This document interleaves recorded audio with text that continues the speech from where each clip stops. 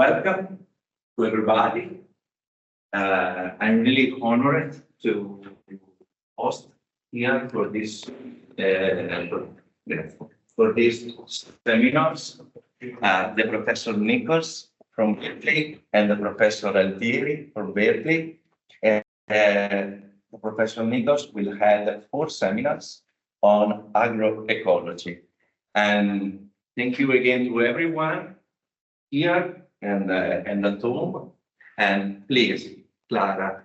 Okay. The floor is yours. Okay. Thank you, Davide. I really appreciate, and I'm very happy to be here. And I'm going to introduce myself, and then I will ask the students that are here, because over there it's very difficult to introduce you, because I really want to know who you are, or your major, or if you are a PhD or a master or bachelor student. It would be very good for me to know. So I'm an agronomist, entomologist from Colombia. And so my English is my second language too, so don't worry if you think that you are not speaking very well English. It's okay, I understand perfectly. And I'm a professor at Berkeley. I teach a class for sustainable rural development for Latin America. And Miguel also is my colleague, and I will ask him to introduce himself. But I'm doing research on agroecology and pest management. And in the last 10 years, I have been working on climate change and resilience to climate change. So how we can design agroecosystems that are more resilient to climate change. So you're going to see my presentation part of my research. And also have the time we spend in Colombia, because now, since 2019, we bought a farm, so we are trying to be a farm. It's very, very difficult. I can tell you that one thing is the theory, and the other thing is the practice. Very, very difficult. So I'm going to share all these experiences with you. Also, my examples are from Latin America and from California. I don't have examples from Italy, but the idea with this class is that we have a very nice discussion about the challenges that we're facing and how you perceive agriculture using this paradigm. Okay? So why don't we start with the introduction very quickly, and so I can know more about you. So you can start. Okay. My name is Luca Pinaldi, and I'm studying over this university. I'm doing the master's degree and And your background is biology or no. Oh, okay, thank you. I'm from Somalia, and I am a researcher, and my bachelor in green biotechnology in Catania, and now I'm here. And my background in agriculture. Hi, I'm Camila, and my background is in agronomy, and I'm a research fellow, and I'm working here. And my project is to get different fashion movers on certification project. I am Sandy Montorsi. I'm a PhD student here at UNIgreen in plant pathology. I have a master's degree in vegetable biotechnology and a bachelor in agronomy. Good combination. My name is Andrea. I studied vegetable science, and now I get this master this master degree. Great. Are you from the same region? From here? No. Yeah, from Atlanta. I'm from Chile. I'm from here. Yeah. And you? Northeast. What? UNIgreen. No, of course. Northeast. I'm Marianna, and I studied marketing science in Florence, and I came from Avellino. It's near Naples. And now I'm studying the master degree system like that. Nadia, and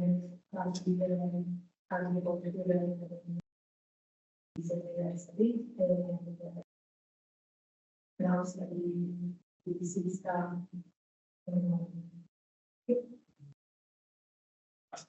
I'm Sophia.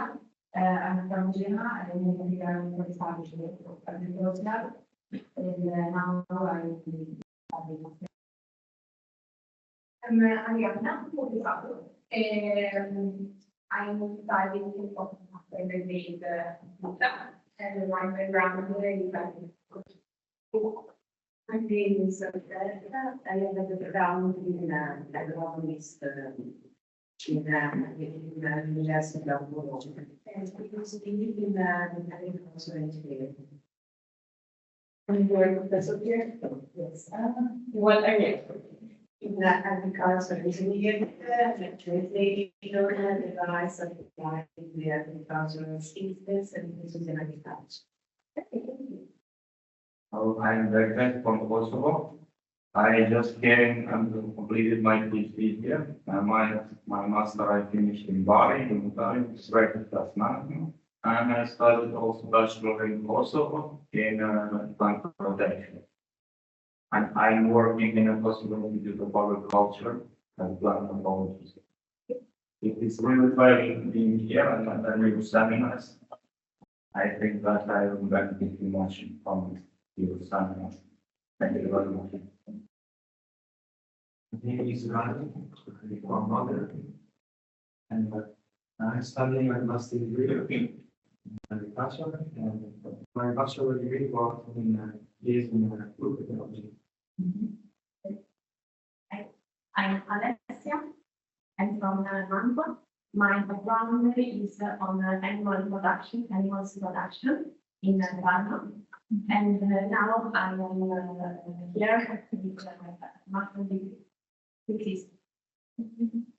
My name is Julia. I come from Italy, and now I attend the master degree in the University of Virginia, and my background is in biology. I'm Federico, I'm from Reggio Emilia. I attended the master degree in history. I'm Giorgio. I'm from a town near Reggio Emilia. I studied here for 3 years food technology, and now I'm studying at CISA. My name is Nicholls. I come from China. I'm here studying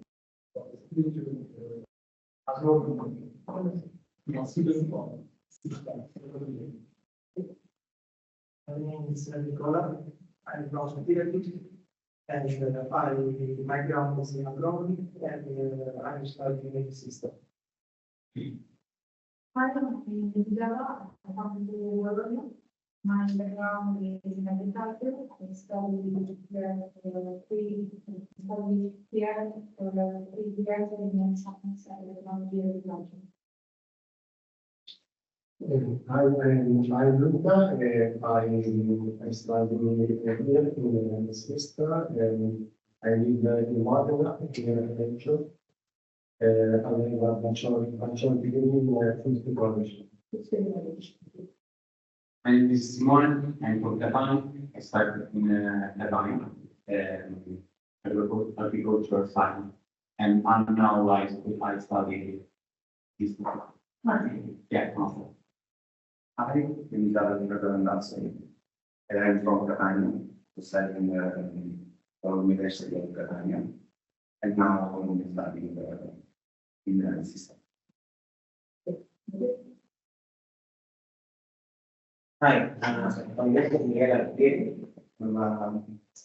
My girls will be coming from Chile. I was a professor at Berkeley for 38 years. Professor Emeritus and Fiber and Clarence. We were together working in Pavia, in the master program that we were teaching. Now he's my assistant in this particular class. You can participate. And I don't know, Professor Davide, if you can just tell me who is in the online, just mention. Actually, I don't know. You don't know, okay, but we can start, you want, I think it's, yes, yeah, we can start. Anyway, so, I'm glad to be here to share with you, the topic that probably is new for some people. I don't know how many people have taken courses on agroecology. None? Okay, this is a new topic for you. And so we call the course Principles and Application for Sustaining Food Production. I think using a different paradigm. And the objective that I have in this particular class, this seminar, will be assess the social, economic, ecological impacts of modern agriculture. It's very important. You are going to see that the first part of the seminar today, I'm going to criticize industrial agriculture. I'm going to show you all the effects of this particular aspect. And then today also, and it is one of the objectives, present the scientific basis and principles of agroecology. It's a new scientific approach or paradigm. And also another objective that is very important is to describe the ecological role of biodiversity in the function of agro-ecosystem management. And you're going to see that next Friday, we're going to explore one of the principles of agroecology, that is biodiversity. How we use biodiversity design system, and also how we are going to promote ecological processes. That is very, very important. And for that reason, I'm going to present that day the topic of biodiversity and pest management. That is part of my research. And also, I wanted to describe the necessary elements in the design of biodiverse systems that are resilient to climate change. That is the second part that I mentioned, that the last 10 years I have been working on this aspect of resiliency. And also, we are going to see that agroecology, you can apply the science in the urban setting, but also in the rural setting. So for that reason, the idea is to explore the elements of urban agroecology and also present the application of agroecology to rural development in Latin America. This is part of my class that I want to share with you what I'm working with students in Berkeley and also the project that we have in Latin America.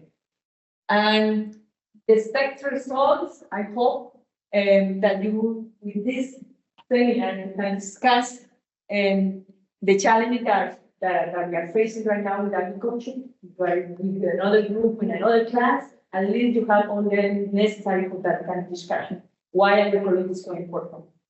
And the other thing that is important, and which for me, I expect that you can understand the processes and the factors that affect the conservation and the management of agricultural biodiversity. I know that some students from the agriculture background, for those students that are food safety or biology, probably this is something new, but at least to have clear understanding that we need the scientific, like the agricultural basis, but also we need the transformation, observation, and also the markets. I don't know if any of you are interested in market, but the idea is this must cover the sustainability. So we need to see different objectives: social, economic, environmental, but also cultural. And the other thing is to become more familiar with the agronomic basis of agroecology and the principles and how we can have an efficient agricultural production without synthetic inputs. That's very important. And the other thing is learn the innovation of agroecological resiliency. So I'm going to present some of the examples from Latin America, so you can see that it's possible. And probably many farmers here in Italy also have very nice innovation due to the climate change scenario that they are facing. And I'm going to present methodologies how we assess resiliency and sustainability, because I think some of the students are in master. Probably, I don't know if you use that, if you're more in plant pathology, you use another kind of indicators. But for those students that are planning to continue your studies, this would be a nice way to at least know about certain indicators that we are using.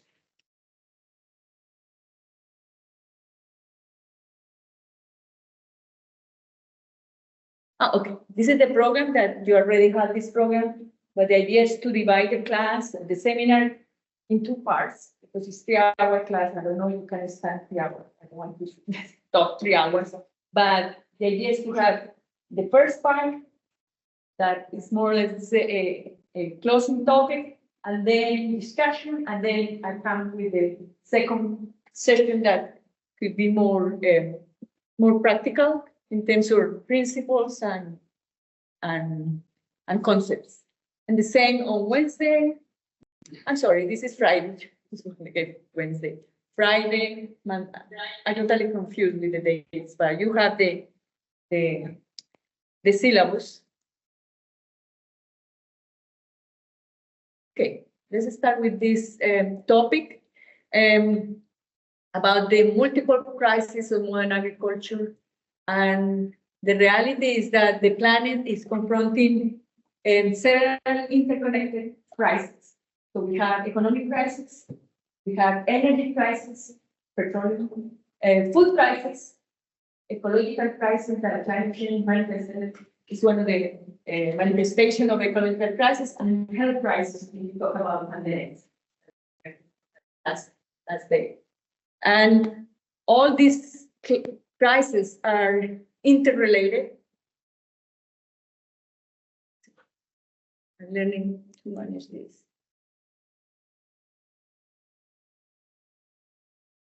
So for example, the pandemic. So we suffered in 2019, COVID-19, and this was a huge challenge that we were facing at that time, but also manifested during another crisis, that global environmental crisis, for example, that drive the biodiversity loss, deforestation, and climate change. So at the same time, we have this poly crisis in 2019 that was more evident. And it is important, at least, to understand, say, for the students, what kind of model leads to this crisis. And I think the capitalistic model, the model of production, the kind of agriculture that we are using, is one of the root causes of this poly crisis. So I'm going to present the examples, and also the pandemic induced the health crisis, and then it triggered the economic crisis. And you notice that many people lost their jobs, people lost their jobs with the pandemic. So it was kind of like a cascade of crises. Okay, and we are going to. I'm sorry. And so we are facing a global problems. For example, in case of energy shortages, like for example, the cost of petroleum now with the war in Ukraine and Russia, they're facing that crisis. And water scarcity in some regions with climate change, they're facing droughts, for example. And also last year that we came to Italy, not far from Italy, early was a drought, then the floods came later. So agriculture was facing that kind of problem that is very difficult. In another parts of the world, I imagine also you have this environmental degradation in many cases. In some areas, there are more degradation than others associated with the model of agriculture. And we are losing the biodiversity because in order to have huge monoculture, so we are cutting the diversity and we are increasing the size of the monoculture. And economic inequality, so poverty associated with this economic crisis. So for that reason, at least in this particular seminar, it's very important to understand that each problem cannot be seen isolated. So we need to understand the holistic approach in order to propose solutions. Okay? And because when one problem is aggravated, the effects in the system are going to be show where is the condition that we are facing in these problems.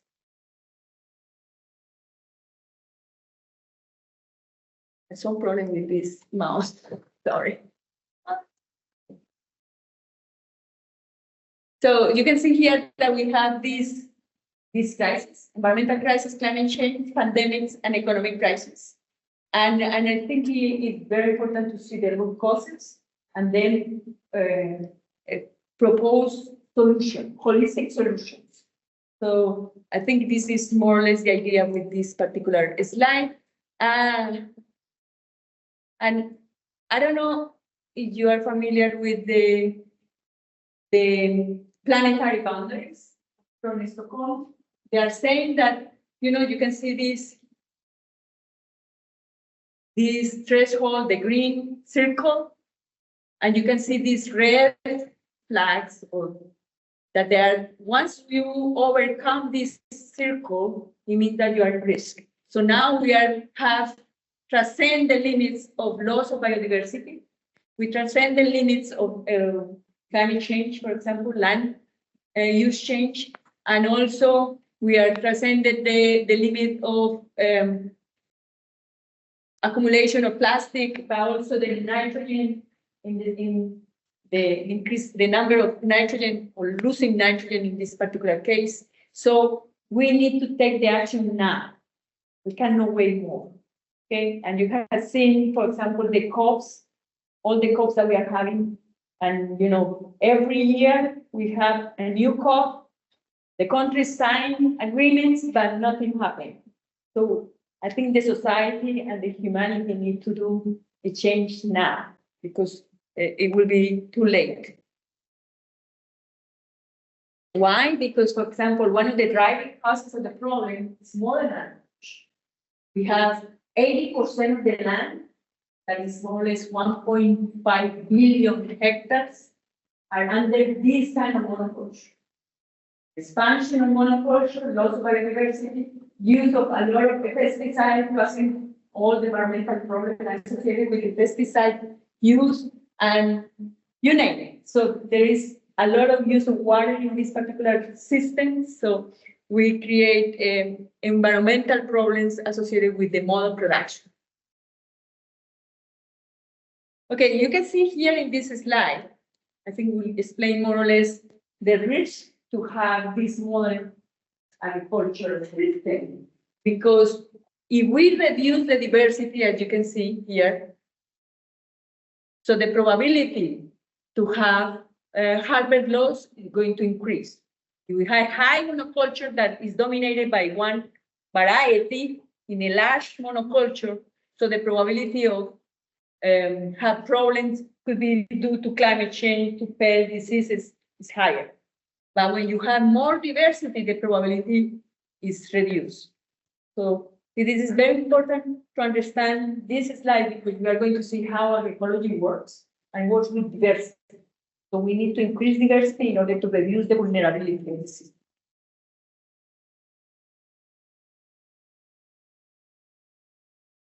Let me know if I'm going too fast, that sometimes you are a little bit kind, or you need more, explain a little bit the slides. I will be very happy to do it.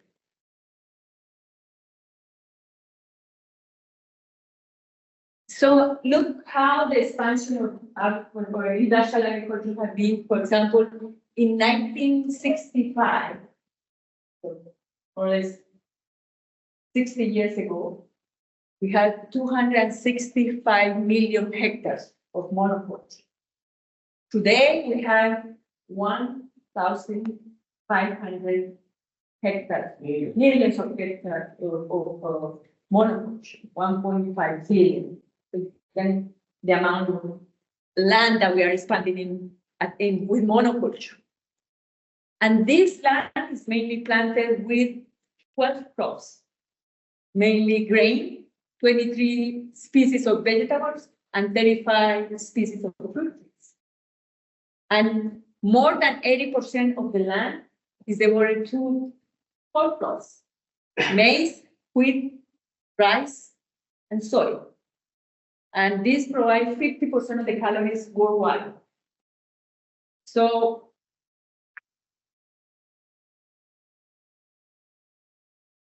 here you can see that we can, we are dependent on only 3 species that are providing 50% of the human the food that we as a human. But we can eat all the crops. The thing is that the Green Revolution focused their attention on certain crops, okay? And all the diet changed all over. And you can see that when we have indigenous people, they are using different kind of plants for their consumption. But in modern agriculture, we are using certain crops. And here you can see the most planted crops are wheat, maize, rice, and soy. Okay, worldwide. And in terms of diversity, you can see that a century ago, for example, if you choose here specific crops like lettuce or tomato, for example, we had at that time 400 varieties, and now we depend only on 79. In the US, at least. I don't know here in Italy, but I think it's important to see how we narrowing the genetic diversity towards more productive varieties with high yielding varieties compared with more stability or using different varieties that from the disease standpoint of view is very important to have genetic diversity. Okay, and probably you know more than me, but this is what it is important in agriculture.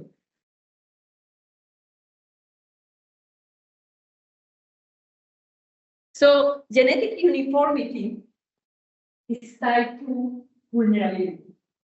Okay, so most of the major crops are in monoculture, genetically homogenized monoculture, and very vulnerable to diseases, to pests, and now to climate change.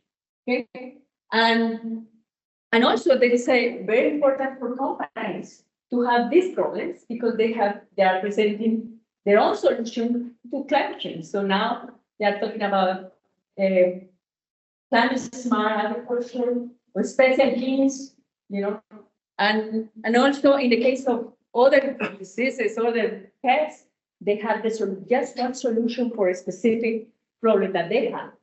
And the farmers became very dependent of these inputs. Economically speaking, sometimes they cannot afford all these technologies because they are expensive or they are entering into the debt. Okay. And we have several crop failure due to genetic uniformity, and I think we need to learn about this because, for example, it's very difficult to see, but probably you remember the famine in Ireland. You remember that was a famine.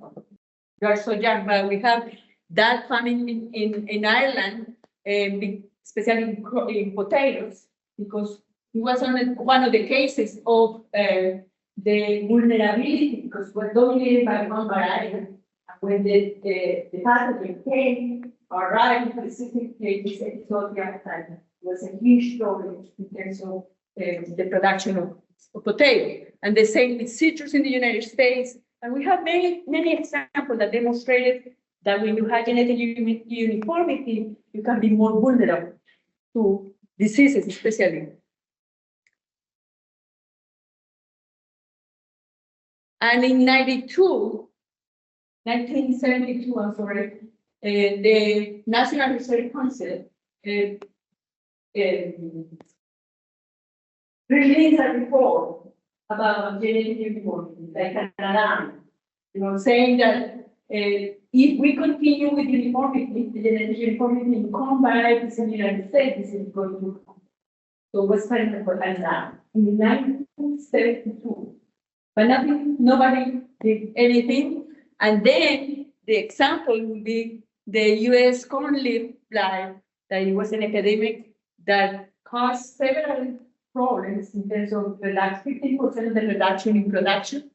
And it was billions of dollars of losses because the uniformity. So it was a long time ago, but they continue with monoculture and with genetic uniformity until now. It happens in the United States and in many other countries. And the other thing, in order to respond to the problems, here is the package: pesticide, fungicide, insecticide, for herbicides, you have organic pesticides, the weeds. This is what. But something that took my attention is even that we have a lot of universities, a lot of research centers, in order to reduce the use of pesticides, we are increasing the use of pesticides. Why? Okay, this is a good question. Look what happened with the pesticide sale in Europe. Instead of reducing the use of pesticides, you are increasing the use of pesticides. Same in Latin America and in the Middle East and also in Asia. It's because there is a demand for agriculture, and the companies know that they need to maintain the structure of the model, the agriculture model that it is. This is a business. Okay? Unfortunately. And many universities, at least in my university in Berkeley, companies give money to the professors for their projects to maintain the status quo. Our university received $500 million from BP, British Petroleum, to focus their research on GMOs and soybean production for biofuels or agriculture. So companies are buying universities to do the research that they need and to maintain the status quo, unfortunately.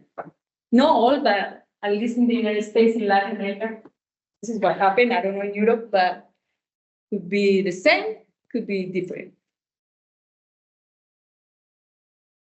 So we are applying more or less 5.2 billion pounds of herbicide, insecticide, and fungicide. So you can imagine all the environmental problems that these pesticides are bringing into the environment. This is data from 2007, but if you look for the data of recent data, it's very similar. Look what happened in the United States. This is just something that probably is interesting for you, but the expenditure of the total expenditure of farm production from 2011 to 2020 increased dramatically, and most of them were pesticides. So you can see insecticides is too small, so probably you cannot see, but we can differentiate the different chemicals that they are using. Agricultural chemicals is an important proportion of the cost of production of farms. And in the United States, at least, we are losing farmers. So we are increasing the size of farmers and reducing the number of farmers. Why? Because there is a saying in the United States that says, get big or get out. Because the only farmers that can survive are the big farmers, because they receive a lot of subsidies, like in the Southeast. Okay. And in the United States, we apply 1.2 billion pounds of pesticide annually, more or less. And what happened with the pesticides? Probably some of you have some information about this, but for example, in the case of pesticides, we have a result of more than 450 different species resistant to more than 1,000 pesticides. So resistance is a big problem for insect diseases and weeds. Okay, so this is the reason why companies are very important in developing new pesticides, because they know that at least they have 10 years for the use of this pesticide, and then insects are going to develop resistance. So this is like a race to after the limiting factor that could be insect, weeds, or disease. And this is what happened with GMOs. Are you familiar with GMOs, genetically modified organisms? And in Latin America, it was one of the new technologies that driving and they are dictating how we change our territories. Okay, so countries like Brazil, for example, they were a huge amount of land to produce soybean. Okay, soybean that is resistant to certain weeds, right? This is the idea with the GMOs, that the plant can develop, you can apply all kind of fungicide. In this particular case, glyphosate, and soil is going to be resistant, so no problem. It's easy for farmers. But look what happened. You can see the all yellow or brown things are weeds, but you can see the green things are weeds that are resistant to glyphosate.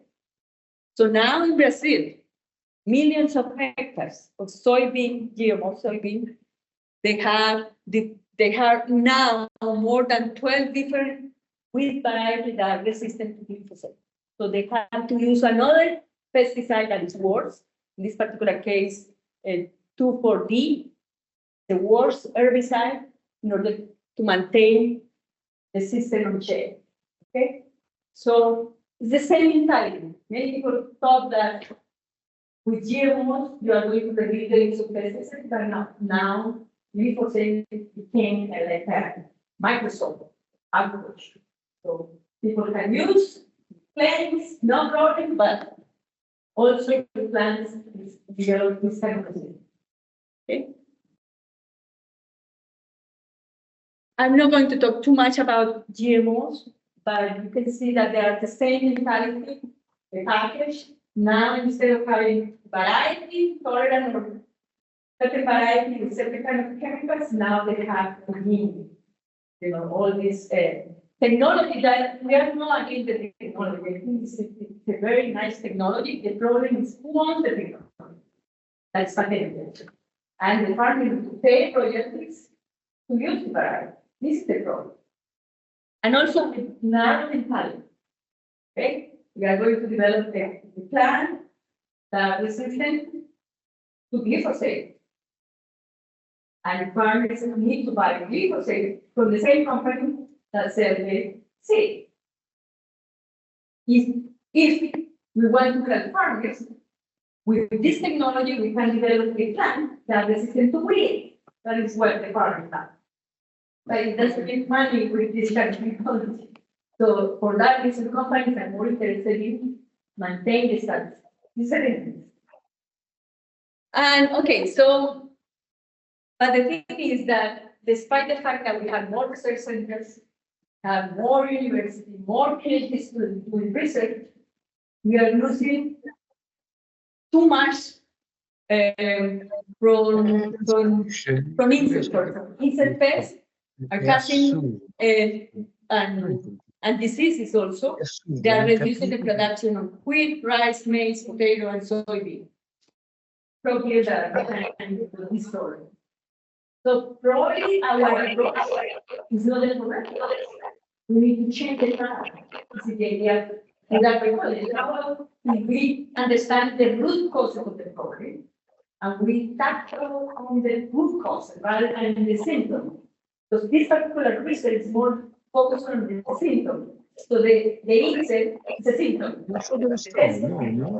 disease is a symptom. So everybody is looking for how we are going to control the pest, how we are going to control it. But if we understand that the problem is the monoculture, less diversity, we need to do something with the design of the farm system. And I think this is the kind of problem that we are facing with industrial agriculture. And according to FAO, annual crop losses caused by insect, weeds, and diseases are estimated in 40%. It's a lot. A lot. You are losing 40%, but you have a huge debt. You have a loan to enter to use the technology, but you cannot pay that loan because you have this 40% of your crop is lost. So this is the reason why in the United States we are losing 219 farmers every day. Every day. So they cannot pay the debt. They got out of the business. And who is taking that land? Big farmers or big companies. So that's very difficult to see a real farmer. They are investors. So this is what happened, the sad story of industrial agriculture. So we are losing farmers. And these are the impact of pesticides And so we are applying 2.3 billion kilograms of pesticide worldwide. And only 1% of this amount of pesticide reach the target. The rest goes to the soil, air, and water system, causing all the environmental problems that you know. And for example, the United States is spending $10 billion per year in in public health, poisoning, all the diseases caused by this industrial agriculture, especially in the areas. We live in California, in the Central Valley, all the farm workers are suffering so many diseases associated with this model. It's very difficult to do research on that because companies don't want you to do this kind of research. Even to publish this research is so difficult. And so the human pesticide poisoning globally affected more or less 26 million people, where we have data, because we have countries where we don't have the data. And the cause of pesticide, if we include what happened with the natural enemies, with the soil biota that are affected by pesticides, so you can see the amount of money if we put the price on the ecosystem that we are affecting with this technology, in this case, pesticides. And you can see here, for example, when we are using fertilizer, that is another synthetic fertilizer having a lot of problems all over. So you can see from 1960, when we started with the Green Revolution, the modern varieties and the package, pesticide, fertilizer, all the package. So the idea was to increase the use of fertilizers and phosphorus, chemical fertilizer, and also irrigation. You can see that is kind of exponential. Okay, it's another input that farmers are very dependent on. But this is causing a lot of environmental problems. For example, in the United States, we have the eutrophication of the Gulf of Mexico. All this runoff of fertilizer ended up here in the Gulf of Mexico. So this is what is called the dead zone. So no fishery, nothing. So the condition here is very difficult because this indicates that the chance of low oxygen is very high, so we don't have life here. That is what is called the dead zone. It's the size of Belgium, the Gulf of Mexico, that is dead. Due to the modern agriculture in the Mississippi and in all these regions in the south of the United States. So who paid for that environmental problem? The society at the end. So this is the environmental cost of industrial agriculture. And if we think about, for example, in the case of insects, we are doing a lot of research demonstrating that, for example, when you use pesticides, you have more pest problems than you are using organic fertilizers. Synthetic nitrogen.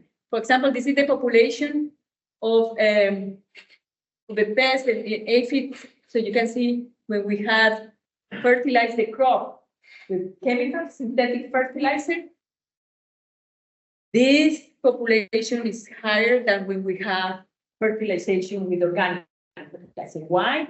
Because when you apply the chemical, it's a flash of nitrogen. So the plant will have the ability to metabolize this nitrogen in an acid and protein. So it's free in the foliage. So there are certain insects that love nitrogen, so they reproduce more faster. With organic fertilizer, the release of nitrogen is low. So the plant has the ability to metabolize in an acid and protein. So it's no free nitrogen for insects. So it delays the appearance of certain pests. You can see here, for example, with thrips, you work with a lot of vegetables, right? You research. So you can see that the population of Rachinella occidentalis, that is one of the polyphagous pest because it's attacked not only data, but even vineyard. It's a huge problem in vineyards in California. And when you have higher fertilization with the synthetic nitrogen, the population increases dramatically. And there are now coming this kind of research that is very important because before, as an entomologist, we were just focusing on how we're going to control the pests.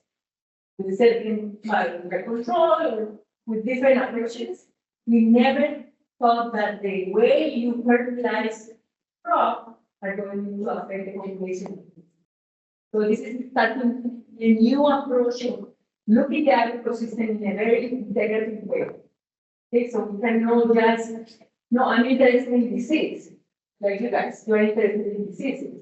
But you need to see how you manage the ecosystem to reduce the population of disease, to reduce the population of pests, you know what I mean? So now our approach is more holistic about this. It happened with thrips, but also with Lepidoptera, with Coleoptera, with aphids. So we have a lot of research on that. And so probably many people argue that monoculture has more economic advantage. That's true.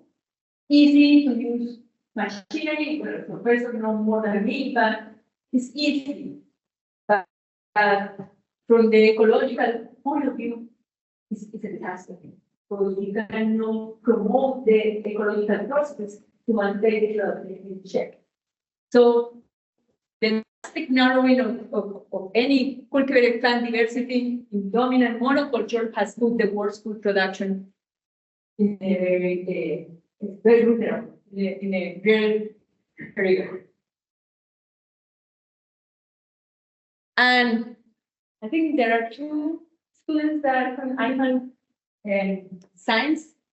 So how we connect this with pandemic, I think is important because this is the list, the large list of pathogens linked to large-scale animal production. Probably you are familiar with some of them. And for example, the H5N1, the Asian avian influenza that was very popular, and all of them, hepatitis E, salmonella, and most of these are associated with the CAFOs. Are you familiar with the CAFO? This system that are, especially in the United States, are the animals that are confined and they are fed by using grain, mainly soy or corn, and they are in condition very different, difficult condition or good condition for the development of new diseases. Okay, and these animals are genetically similar, so the genetic uniformity here also applies the same as we were discussing with plants. Here is with animals, and these animals are very susceptible to viral infection, but also a sponsor of the condition with pathogens that can evolve. And this is one of the hypotheses of the COVID-19. Many people think that this is where the COVID-19, the pathogen, the virus started in animal production. And I'm going to explain why. And for example, the use of antibiotics also is a huge problem with animal production because at the end, this can create resistance to different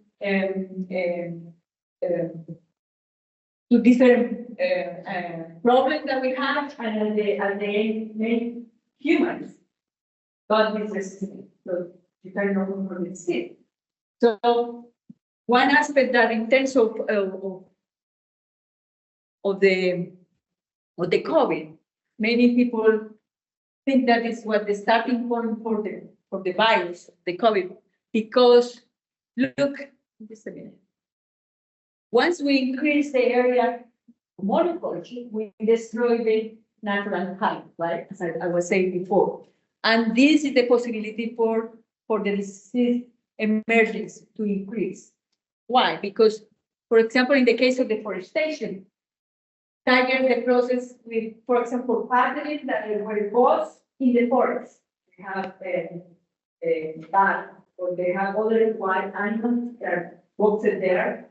But once you destroy the habitat, they enter into the monoculture and then to the humans. This is one hypothesis that many people think that this was the way. And the other aspect that is important about animal production, linking this to climate change, is the amount of emissions that these animals in CAFO, in animal production in these confined areas, because it's different. I don't want to blame on the animal. I want to blame on the system, because the system is wrong.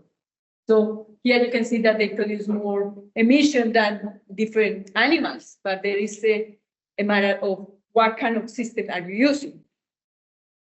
And so the problem that we are causing with monoculture is that we are reducing, eliminating these natural occurring plants, and this fragmentation of the natural landscape by large monoculture can also reduce the services, like for example, the biological control. This is what happened in the original habitat. Then here in this case, we have a matrix, different matrix, for example, inside cultures or agriculture in a different way, but this is the kind of agriculture that we have right now. A little fragments, but the possibility for these natural enemies to thrive here is very difficult compared if you have this matrix. The ecological matrix is so important to provide the ecosystem service. This case, pollination, for example. I don't really are familiar with this information, but with the size of monoculture, so the population of pollinators is going like this. Why? Because they have to fly long distances to find a natural flora for accomplish the role of pollination. So I think in that particular case, it's so important to understand the habitat fragmentation. You're going to see that when the proposal that we have in our ecology is to restore this forest or this matrix, not to the natural forest, but have certain kind of forest that provide the conditions for natural enemies, pollinators to play the role that they have. And you can see that when we simplify the landscape for agriculture purpose. So we increase the population of pests, or the abundance and richness of the pests, and also we need more pesticides, and at the end we reduce the yield can decrease.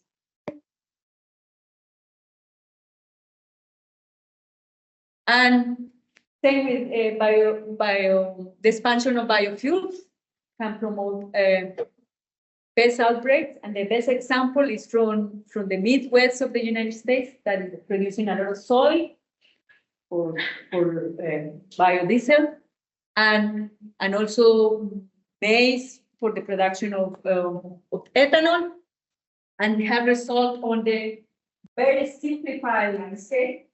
And look, the reducing of biocontrol services reduced 24%.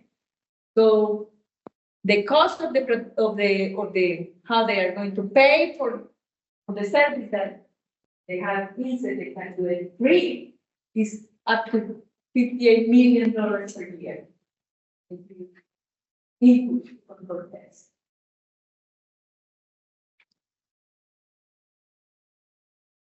And this is the research by Professor Pretty in England that demonstrated the external cost of in UK agriculture is estimated for 200 lira per hectare. If we add the value of pounds, the lira is here. Usually here. In arable land, but if you put the price on the water contamination, for example, or the air emission, you put the price of that, or the soil losses, or the human health, or the biodiversity loss, it accounts for more or less 208 pounds per hectare. Who pays that? Okay. So it's about above the cost of food and also put in risk the food production.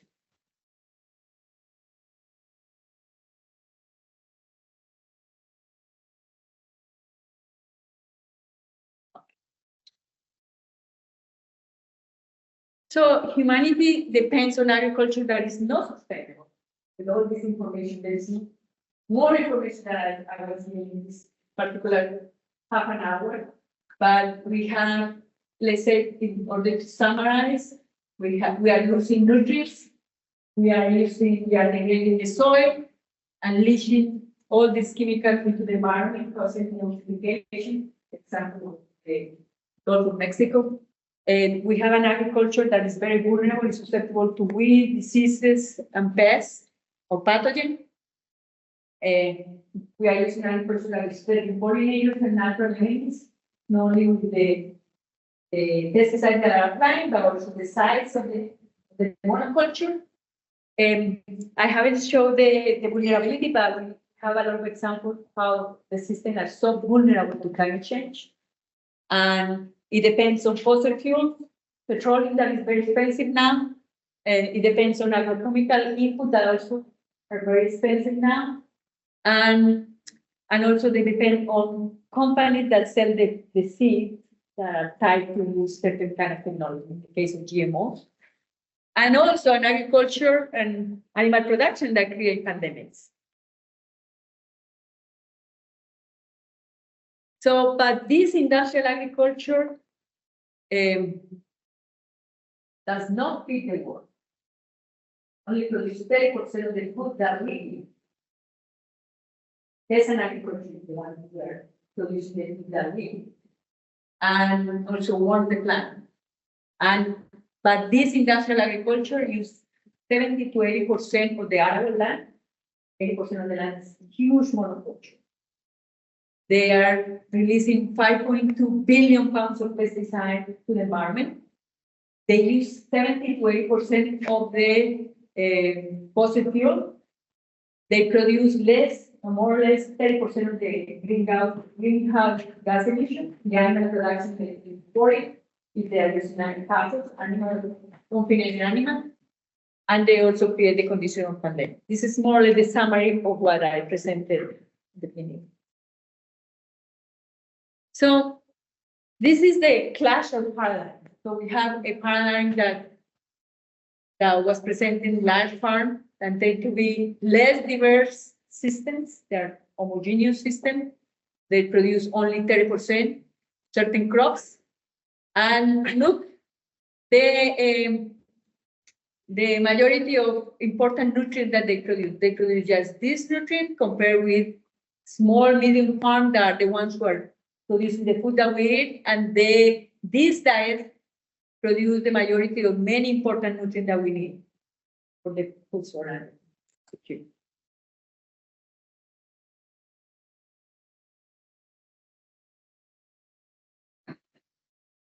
I'm controlling with this mouse anyway. Okay. Yeah. So the idea with this slide is to show who feeds the world, global markets or local markets.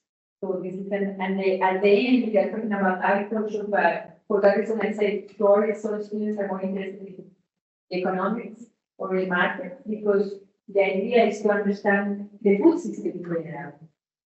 The global food system that is pushing for industrial agriculture, or the local food system that is more diverse, that wanted to be in the territory, that they are connected to the consumers, that they are the ones who are producing the food. And an important aspect is to understand that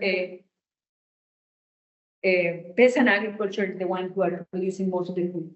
50 to 70% of the food that we eat are coming from small farms, big farms.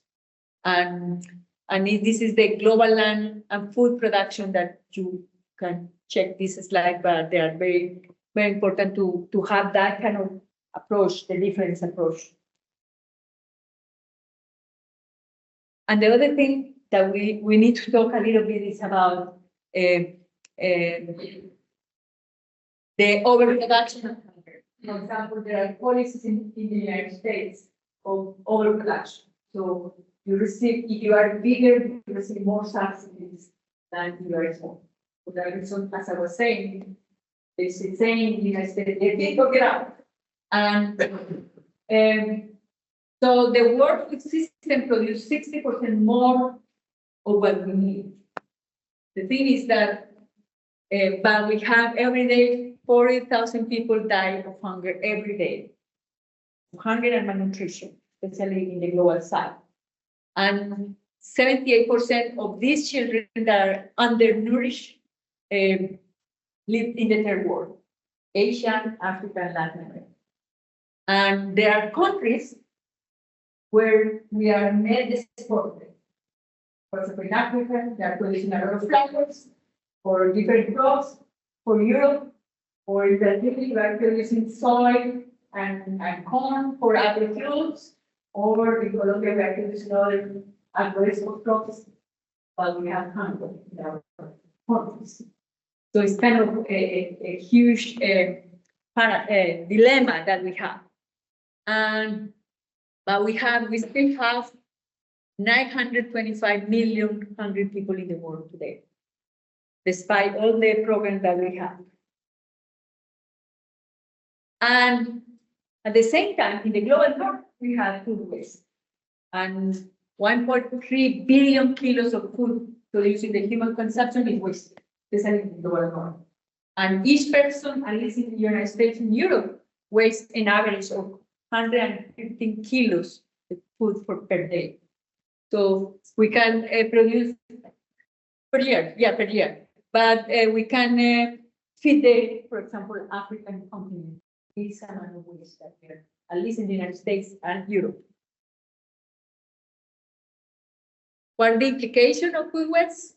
1,300 million tons of food waste that we have produce a lot of emissions, 18% of the greenhouse emission. And 1/4 of the water used for agriculture to produce this food. And we need 700 million hectares to produce this food that you are wasting.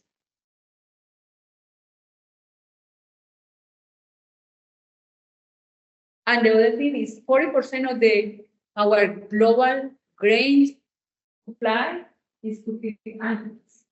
Animals in Japan, animals in Europe. Our landscapes in Latin America is devoted to feed animals. The global problem. And this amount of grain is equivalent to the annual calorie needs for more than 3.5 billion.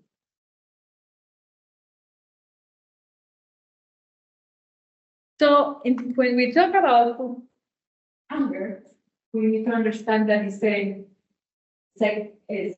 kind of tricky. We need to understand the root cause. Not that there is no enough food. The problem is that people in the third world make less than $2 a day. They cannot buy it, or they don't have none. Okay, so there is enough food. Hunger is caused by poverty, and also these people are in countries, especially kids. 70% of the kids that are nourished are in developing world that are net exporters. So one thing. So, but I think it's just to wrapping this up, it's very important that you understand the root causes of the food crisis. This could be the proximate causes. Many people say that we have food crisis because climate change that probably affect droughts and floods. That people increase the consumption of meat on India, China, and Brazil. So this is the reason why they produce soy and grain to export to these countries. A high cost of petroleum happened right now with the war in Ukraine and Russia, but also the cost of fertilizer and the transport cost is very high, and agri-fuels. But the real food crisis is the predominance of the corporates global food systems and systems that are very vulnerable to the environmental shock, like climate change, but also economic shock. So 91% of the cropland is in cotton, maize, wheat, rice, and soy. And this industrial agri-food complex is the problem. So we have like 10 companies that dominate the global food system. ADM, Cargill, and Bunge that control 80% of the seed, of the grain, seed and genetic engineering companies like Monsanto that now acquired Monsanto, so it's kind of one company, two companies, and the retailers and distributors like the Walmarts, Carrefour, big supermarkets, giant supermarkets. These are one of the major root causes of the problem. And the 10 largest seed companies control 75% of the global commercial seeds.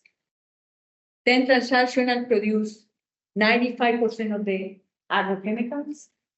And 6 transnational corporations control 100% of the transgenic. This is more like the picture. And so we have problems with modern agriculture. Think. Years are declining because they depend on inputs, so now they have to use other inputs. They are very narrow, genetically speaking, and also they have a lot of environmental problems associated with the modern agriculture. And the other thing, this is what I wanted to present the last day, is are these modern agroecosystems prepared to confront climate change? Probably not. Look what happened with the prediction of the IPCC, the Intergovernmental Panel on Climate Change. They are saying that by the year 2050, this is what happened with the yields of different crops if we increase temperature in 4 degrees Celsius. We are in 1.5. We have increased 1.5. So we are in, but the prediction was for 2050. Now we are in 2024, and we are facing the problems. But the problem with these IPCC reports is that they are saying that agriculture and animal production are the ones who are causing more of the 30 to 40% of the emissions. But I think one of the critiques that I have is that they put everybody in the same basket.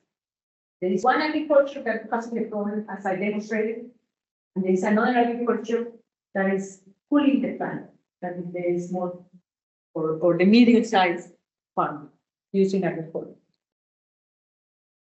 And this you can see how the yield is going to decrease according to different countries, in the case of maize or in the case of wheat. And these are more or less the consideration of environmental and social problems associated with industrial agriculture, land grabbing to produce this huge monoculture, especially in the global south. There are companies that are arriving in our countries, buying land from small farmers and displace them to the Chinese towns or to Europe or to North America. Many of the immigrants that we have, at least in the United States, were farmers, displaced by these models of agriculture. Or the same here, with immigration that people that are coming from Africa, because they were farmers, and now they cannot compete in the global market, so they ended up here. And deforestation and nutrient depletion, pesticide, toxin, GMOs, and energy emission increase. So what is wrong with this food system? Triple burden, the malnutrition, hunger, macronutrients, deficiency, obesity, all these public health problems associated with modern agriculture. There is a very nice book that I really recommend by Professor Holland. It's a writer, a professor from Berkeley, that have a book talking about this problem in the United States. How the diet associated with corn cause a lot of problems of public health, like obesity, hypertension, diabetes, hypertension, especially in the poor people.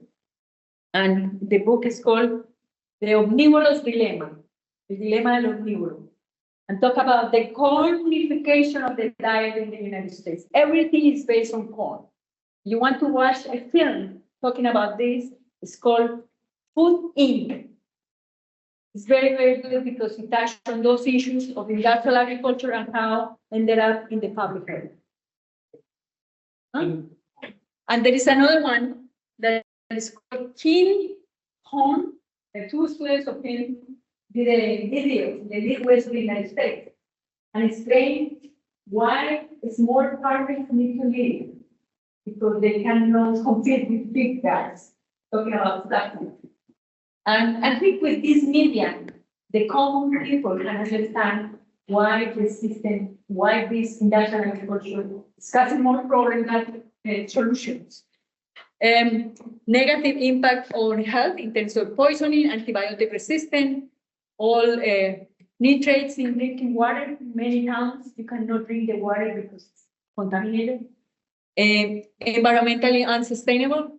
So the biodiversity losses, water pollution, soil degradation, greenhouse gases emission, unsustainable use of natural resources, low resiliency or more vulnerabilities. So you know, the list is very long. This is just a summary for you. Social inequities, poverty, displacement, migration, and neglect of cultural value because they don't have in consideration the culture of many places. And so these are the challenges that we are facing right now. We need to increase food production sustainably, using the same arable land base with less petroleum, less water and nitrogen, within a scenario of climate change, social unrest, and financial crisis. I know for young people like you, this challenge is too much, but this is the reality. And we cannot give this with industrial agriculture. With the same mentality that we do. We need a new plan. This is the reason why we are going to talk about agroecology. And this is the features of new agriculture future that decoupled from the fossil fuel dependency. So agriculture that doesn't need too much petroleum. Agro-ecosystem of low environmental impact and natural friendly. Agriculture that is resilient to climate change and that is multifunctional. It means that they produce food, but they also can produce environmental, social services and cultural services. And is part of the foundation of local food system. Very, very important. And we are looking for this kind of agriculture that is productive, high productivity, with high diversity, with low external inputs, high recycling rates.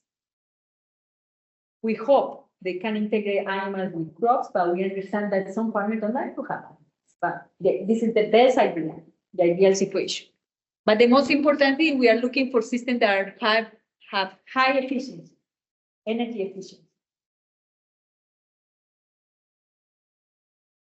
But for that, we need to talk about the ethics of the new agriculture. So these new paradigms to feed the world requires an agroecological basis and the needs to incorporate social perspectives with taking fundamental the right to the people to have a group. So, because in the case of organic agriculture, this organic food is just what it is that can pay. So we are talking here about the democratization of the food system. Everybody has the right to live a healthy food. I think this is very important. So we must emphasize the social function of the land, not only producing food, but also producing other services, making available to those produce the food. So in this particular case, I don't know in this environment, but I always talk in my class that Latin America, we need land. We need to give land to the people that produce the food, because most of our farmers have very narrow size of 1 hectare or half an hectare. So I think it's very important. So access to land, seeds, and water by small farmers is key if we want to achieve food sovereignty. And yeah, more or less, this is the background of this first part of the talk. And I don't know if you have questions, Miguel also can help us with the discussion. And in order to get this information that probably you have an idea of what the problem is that agriculture back. And I will be very happy to hear if you want to have question or comments. Open. So you can open to the discussion. Some of you have some questions. For the professor, Clara, Miguel. Okay, I have one. Right, first to thank you for a very nice presentation. And regarding to monoculture and biodiversity, I want just to ask, because I'm from the field of transportation and renewable disease and test, but just to ask about the US experience, how you prevent, or government, universities, how they prevent to big farmers or to big corporates the monoculture. Do you have any plan, any action, not just the recommendation? Because we know that farmers do not accept recommendation, but I mean regarding to action or something that the US government do for this phenomenon. I can answer my point of view and probably Miguel can add something, but in the United States, we need to understand that the corporations make a lot of lobby in Washington. And the farm bill, that is more or less what the farmers, the policy in agriculture is very influenced by corporations. So, and influence the big farmers rather than the small farmers at the national level. At the local level, farmers, I can say that the policy are not helping small farmers. They are the only ones who are organizing themselves and trying to do something different. But in general, I think the agricultural policy in the United States is focusing on big monoculture, big industrial agriculture, and dominated by corporations that are making a lot of money. And this law will influence agriculture in the third world. Because many pesticides that are forbidden in Europe or in the United States ended up in Latin America. Because countries need a loan, so they go to World Bank, ask for a loan, and those loans have conditionalities, because corporations are making loans, that they have to use this package. So sometimes, even if we have a good policy, agricultural policy in our countries, government have their hands tied. And the farmer, again, the story, farmer in the third world in Colombia. In a complicated where I'm from, if a farmer wants to do agroecology, they can, because they don't receive the loan if they don't use this fund that comes from the North, comes from the World Bank policy. So the distribution is very difficult, but I don't know if you wants to add something.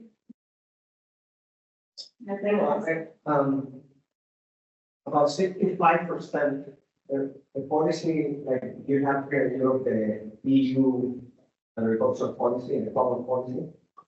In the United States, it's called the Farm Bill.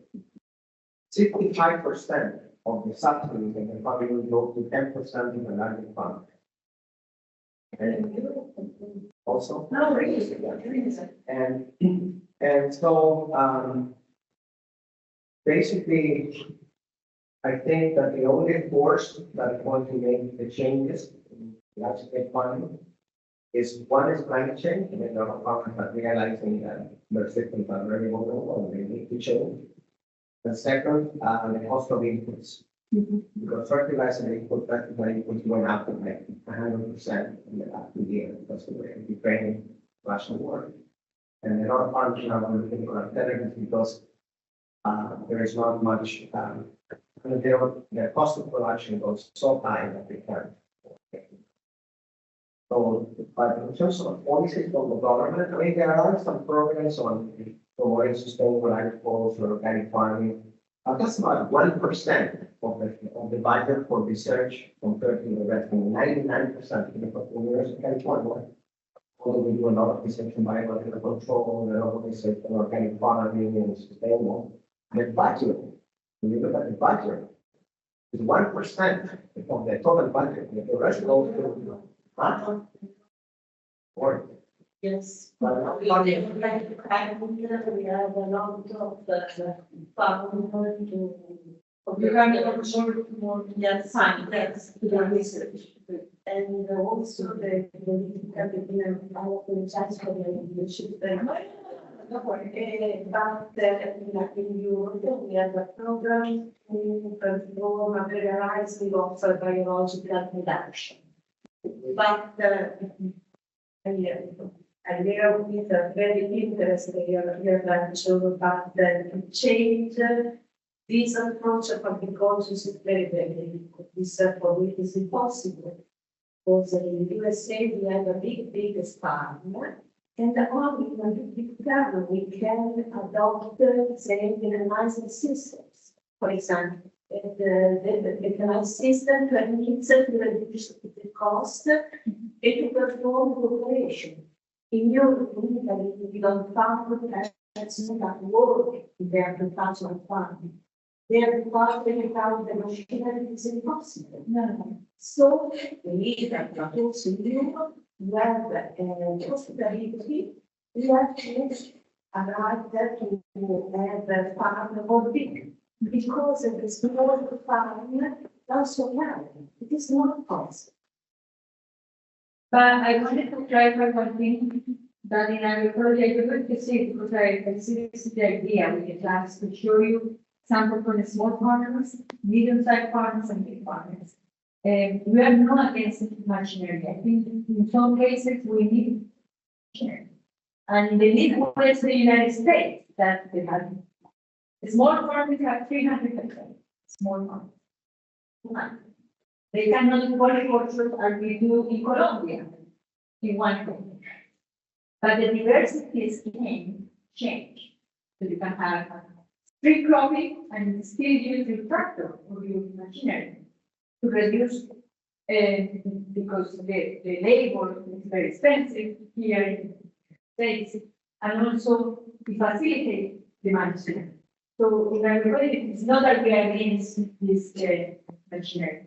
But another thing that is important to understand is that in agroecology, our priority first is with the poor farmers that don't have resources and that we can have a strategy for them. But the principle can be applied to the small, medium, and high.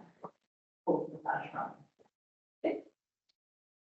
is the excuse me, the average area of the farm in Colombia? The average size? Yes. I can say 1 hectare. One. And the coffee, But the coffee farm, 1 hectare, 1 hectare. It's an agriculture of small farming. Different than Brazil. Brazil is out of the short in Latin America because a small country in Brazil have 4 or 20. And coffee in Brazil is not coming from big farms and no shade. They don't have agriculture system, they have just coffee and sandstone. It's different. But I'm going to show some examples for you to realize the difference.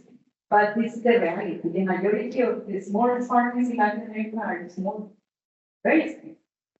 And you have kids, you have an acre, and you have kids, and you want to divide the time, to give to your kids. At the end, you have a suboptimal size. So for that reason, you need that form. In Colombia, we have a lot of inequalities. In all Latin America, Colombia and Brazil are the countries with highest inequality. 20% of the land is what farmers work for, 80% of the farmers have. So 80% of the land is in the hands of 20% of the farmers. The big farmers. So it's economically and socially speaking, this is the reality that we are facing. Very complicated. Very complicated. Thank you for this presentation. I think very important, but clear in our mind, which is the current situation of agriculture, poverty, of course, the use of synthetic fertilizer, of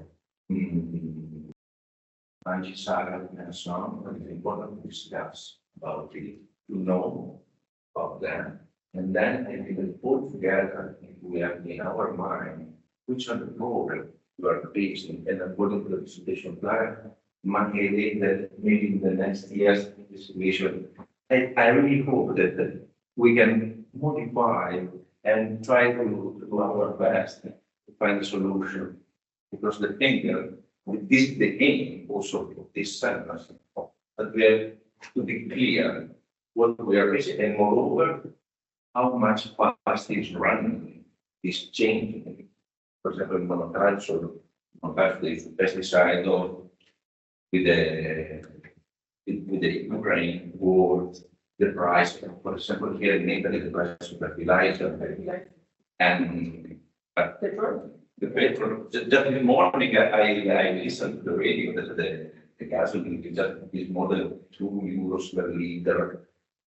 And think about the farmers, they use a lot of oil, something like that. By the way, this was a very nice presentation. We are looking for solutions. I need to have in the next.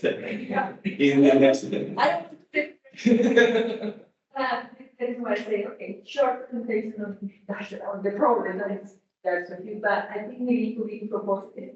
But at the same time, I want you to understand why we come with a different paradigm. Because all this goes. So now I'm going to show you how we work in agroecology, and more, we are going to see more examples how we do the conversion towards more agroecological growth. And then I will present the seminar, the design, how we design farms. That doesn't need even organic inputs. Thank you. So now we are break. We take a 15-minute break in order to drink a coffee and so on. We will see here at 4, and I forgot to tell you that at the end of the presentation of the seminar of the Professor Nicholls, there is a survey for UNIgreen. So I would invite you to use your mobile and to take the QR code and to reply to the few questions that the present over there. Okay? So thank you again and see you at 3. Okay. So the Professor Nicholls now will present you the second part of this seminars on the scientific basis of the agroecology. Okay? So you are ready? Okay. Yeah, I know that the 3 hours of class is noise. But anyway, so I will try to do the best in terms of more about how in agroecology. And so first of all,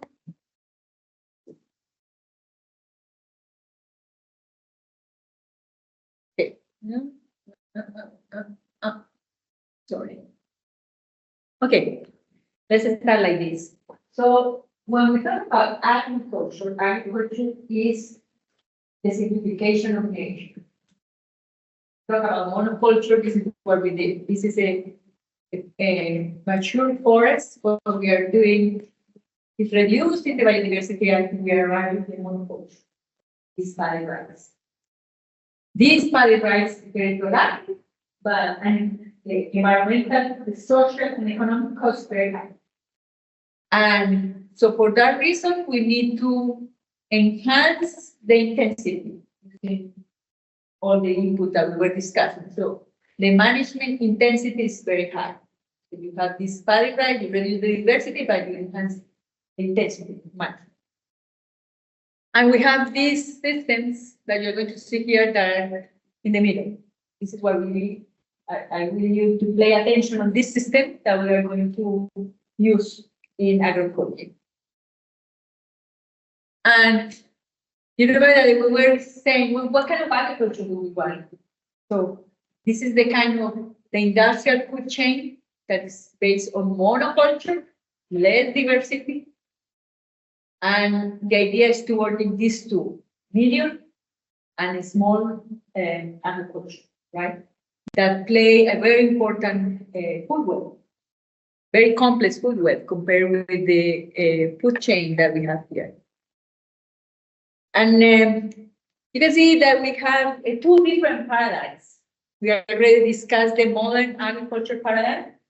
We saw only the problems. Probably you are going to take another class here, or in the Faculty of Agriculture in your university when you were studying agriculture, where they have present all the benefits of industrial agriculture.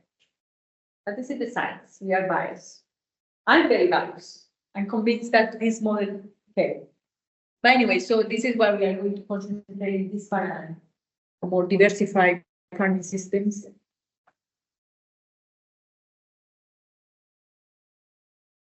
Okay. Or this is the kind of industrial agriculture that we discussed. Well, here is a cotton field. Probably will be very difficult to find diversity. The only diversity that you find here is the cotton and the dragon.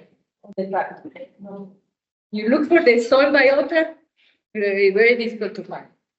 Or pest. Compared with this system, this is in Guatemala. It's a mosaic, small farms. And you can see here that the matrix, the landscape matrix is totally different than the other one that destroy all the habitat. And this is just contrasting point that I just wanted you to take the attention. And this is what happened with the modern practices. The idea, what we want, is to have more interdependent, self-regulating, self-renewing, self-sufficiency, efficiency, and high diversity. These are the inherent strength of the system that we want. But with modern practices, look what happened. We erode all these strengths. And this is the reason why the system community is very small, so it's dominated by one variety, very uniform genetically speaking, and also in the case of species, very, very narrowing. So we need more therapeutic approach, more specialization, and the high import of inputs and high export of, all the harvest, you harvest everything. Okay, this is more or less what happened. And agroecology is a scientific base. It's a very complex science, very new science, and that has been influenced by the Western science. You can see ecology, influence agroecology. Basic agricultural sciences also very important to know about soils, about diseases, about insects, all the things that we learn in agricultural science is very, very important. But also in terms of ecological economics, not economics, yes, neoliberal economics. We are more interested in ecological economics, that what are the costs of the externalities of the water, externalities of industrial agriculture, for example. How much does it cost when we destroy the natural entities? How much does it cost the water pollution? How much does it cost? And when you put all this value into the economic analysis, you will see that industrial agriculture is not sustainable at all. Okay? And the other thing is the social sciences, anthropology, sociology, ethnoecology are so important because agriculture is the modification of nature by humans. So we need to understand this aspect that sometimes in agricultural science are like a class that we don't want to take, like a relleno. I don't want to say this in English, but maybe students don't want to take those classes. Nothing about agriculture. But in agroecology, like very important. You are going to see why. Why? Because agroecology is influenced by this Western science, the science that we learn at the university, but also the traditional knowledge. So agroecology is like a merge of knowledge. It's a science, it's a hybrid science that has Western science, but also traditional knowledge. It's a holistic science that works with principles. It's not a recipe. It's different than organic agriculture. Organic agriculture is a mode of production.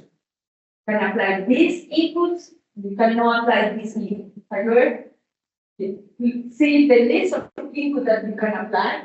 You install for copper is allowed in the agriculture.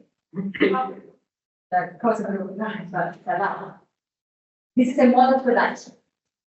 Agroecology is an holistic approach that works with principles that take specific technological forms. You are working with small farms, you are working with big farms or medium farms, or you are working in the global north, Europe, Italy, or you are working in Kosovo with small farms, or you are working in Cameroon, or you are working in Colombia. There are different contexts, so the technological forms are going to change, but the principle is the same. This is the thing.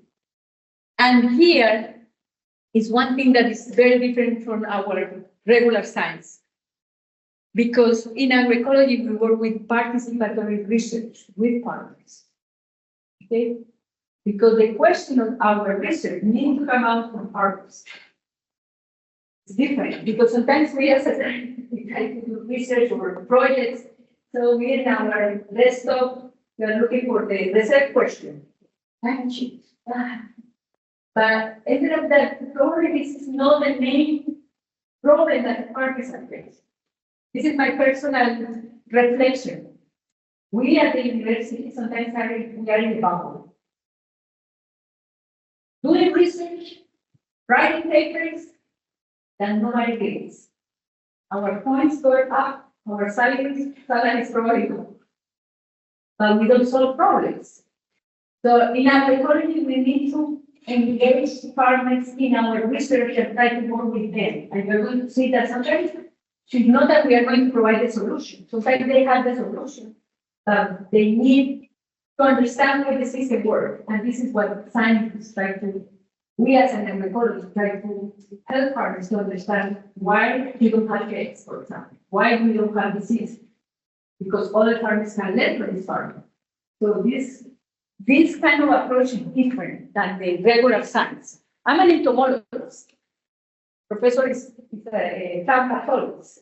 We are doing PhD in plant pathology.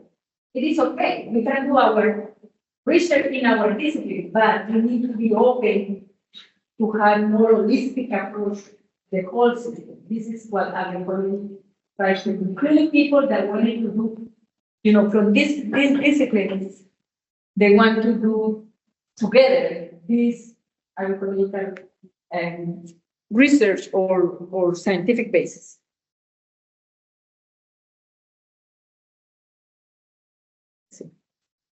Needs to think.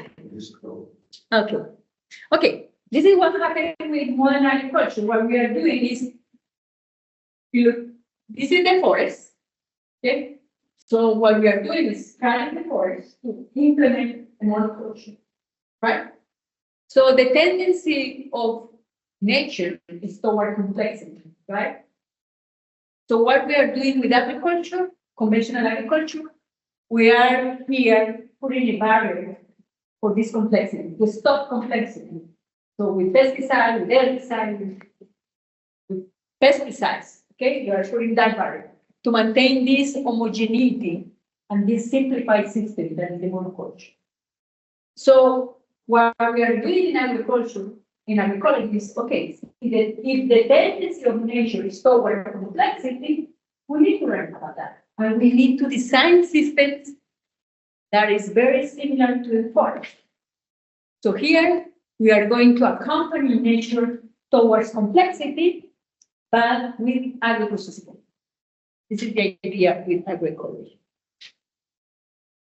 So the general principle is the more an ecosystem resembles to the structure and function of the natural ecosystem that we have, Peru, Colombia, here, there are different, from the tropics, different natures function.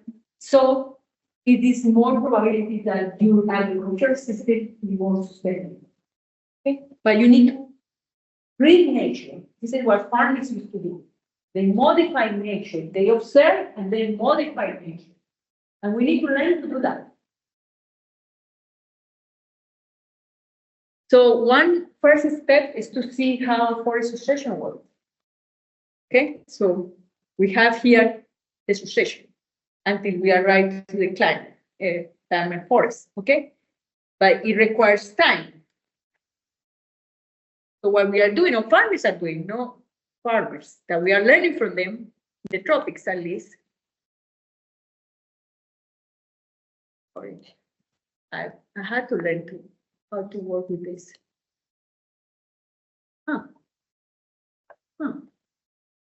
Seems to me that they are in different slides. Sorry. It's pretty here, but they are in the right slide. No? Okay, next, exactly, that one. Yeah, okay, that one, thank you. Okay, look, this is a forest. We have a forest in Colombia. So farmers have the forest clean, sometimes, because in the tropics, the nutrients are in the forest, poor soil, they need to burn. And then they plant corn and beans, and then they started adding perennials, cassava, beans, coconut, cocoa, and rubber. They are complex. The chronological arrangement is more complex when they have more years, right? So this is more or less what happened.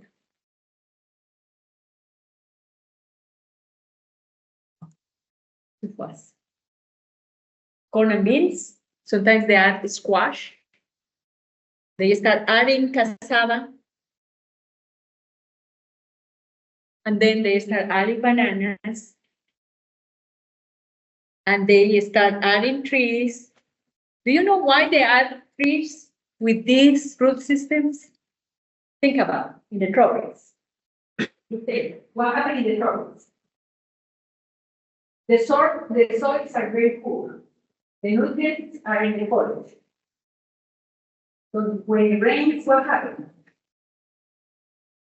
So we have a lot of lychee, but these root systems are willing to pump the nutrients for this system that is here.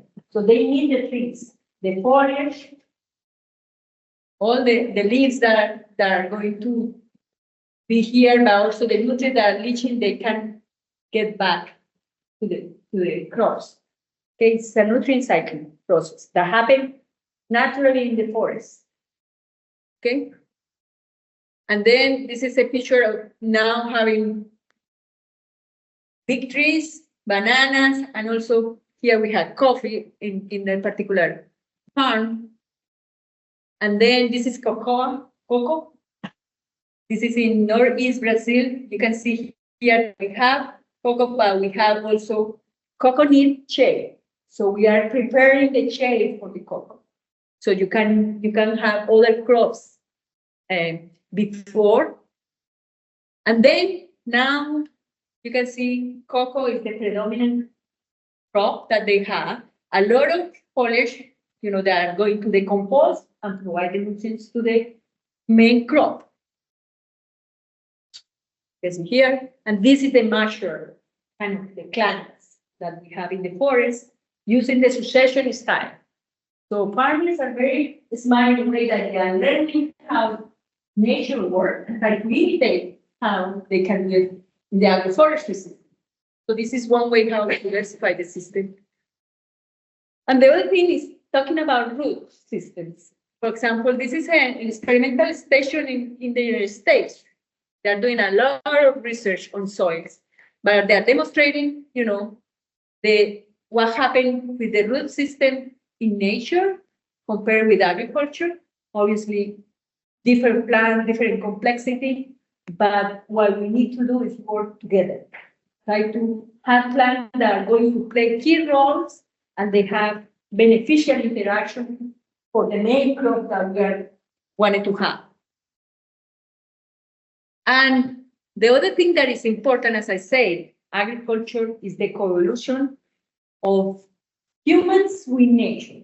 So this is the social system and this is the agro-ecosystem.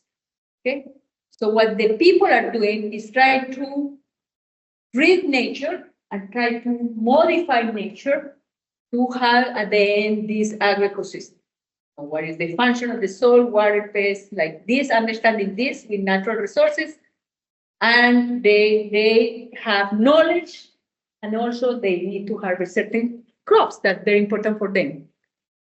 So we are the fortunate to have these indigenous people still in Latin America.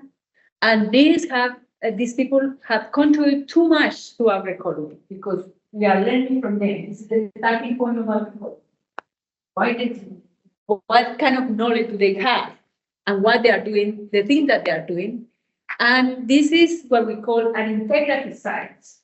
Because, for example, farmers have knowledge of not only plants, but they also have, not anymore, unfortunately, because they plan how they are going to plant the crops according to the first 10 days of the calendar. For example, the first 12 days of January, they know how the year is going to be. Now with climate change, but they can read the cycle of the moon, they know when they need to plant, so they have a knowledge that is very difficult for us at the university level to understand because we are not part of their culture, but they have a very interesting knowledge about nature because they are there, so they read nature. And the other thing is these people have co-evolved with climate, with soil, they have knowledge about plants, animals, even kids. Oh, okay. So there is a very nice researcher in UNAM in Mexico. He is an ecologist, but then he studied sociology. So he came out with this idea of ethnoecology, like the traditional knowledge of farmers. And he, for example, he said the ethnoecologists, like us, try to understand what the farmers are doing. So farmers, for example, have a cosmos, beliefs, something that we don't have. We are not part of this culture. They have a corpus, they have a knowledge, but also they have a practice. So they have the beliefs, the corpus, and the practice. And they read nature, they observe nature. So here, for example, they believe, know, and do. But after they read nature, they start to modify or create their own ecosystem. This is what I'm going to show you. So, and the other thing, I brought this slide because, for example, according to different cultures, let's say, for example, a Maya, Indian, from Central America or from Mesoamerica, can identify 98 taxa, number of taxa, number of plants, or here from different, from Ifugao that is in the Philippines, they can identify 2,000 because they are all the time with this plant. And sometimes they kill on those plants that we call them weeds, they call quelites, are part of the diet. We don't understand why they are eating that, but it's because they have been co-evolved with them. Okay? And the same with animals, just for your information. For example, this. What do you think is this? Yes. Say whatever. What is this?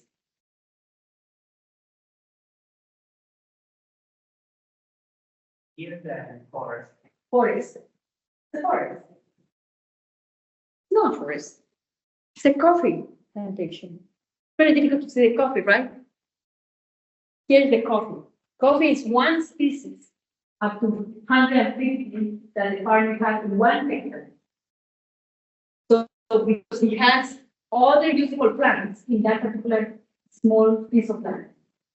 And they have predominant food, they have plantain, they have citrus, they have avocado, they have beans, they have corn. When the coffee is growing, they use the land to grow anecdotes, but also they have perennials. One, because if the price of coffee drops, they have something to pay. Yes. And also because they wanted to imitate what happened in the forest. In the forest, you have diversity. But the difference between natural forest and agro-ecosystem, in the natural forest, you don't harvest anything. In the agriculture, you have a main crop. Here, the main crop is coffee. So they want to arrange, organize the different plants that are going to benefit coffee. Coffee needs shade, so they look for trees that fix nitrogen, that are going to provide the nitrogen to coffee. So it's very complex knowledge that we as agroecology, sometimes when we are right in this kind of farm, we say, okay, they are doing the right thing. Because they wanted to enhance the processes, ecological process. And also they have more than 200 bird species. And this farming has a lot of knowledge, as I say. Because, for example, when you have agroforestry systems, if you have a lot of shade, you have problems of disease. Because high humidity, high temperature, and you have a pathogen, forget it. So they need to open windows for air circulation to reduce the humidity and have a stable production. Probably they don't know all the things that I'm saying, but we as an agroecologists understand why they are doing this. Okay, by trial and error, they learn that they have to have certain amount of shade, 40 to 60%, no more than 60% of the shade, because otherwise you are not going to have anything. Okay, but sometimes they are thinking, when do I have to do the pruning certain trees in order to open the window for sun? Okay, especially if you have annual flowers. And this is just Mexico, but I just wanted to take your attention how many things they are planting.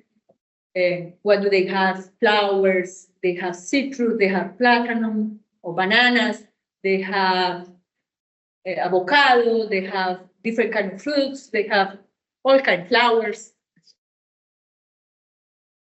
So they have, this professor from Mexico are doing a lot of research on the ethnoecologies of this coffee system. And this is Asia, in Africa. I just brought some examples that I know more. And for example, this is an ecosystem that we need to understand. We think that it's only rice, but no, here they have many varieties of rice, different kind of rice, okay?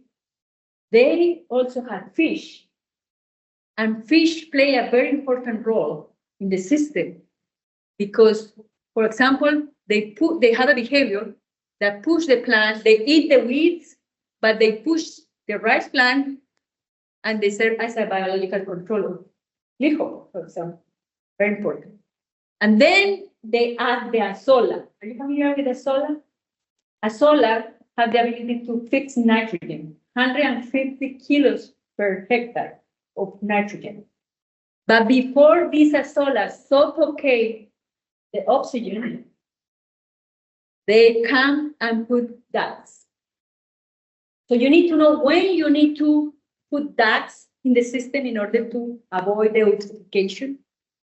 But the rice that cultural system is more or less what agroecology is all about. This is kind of the integration of components that have certain kind of synergy.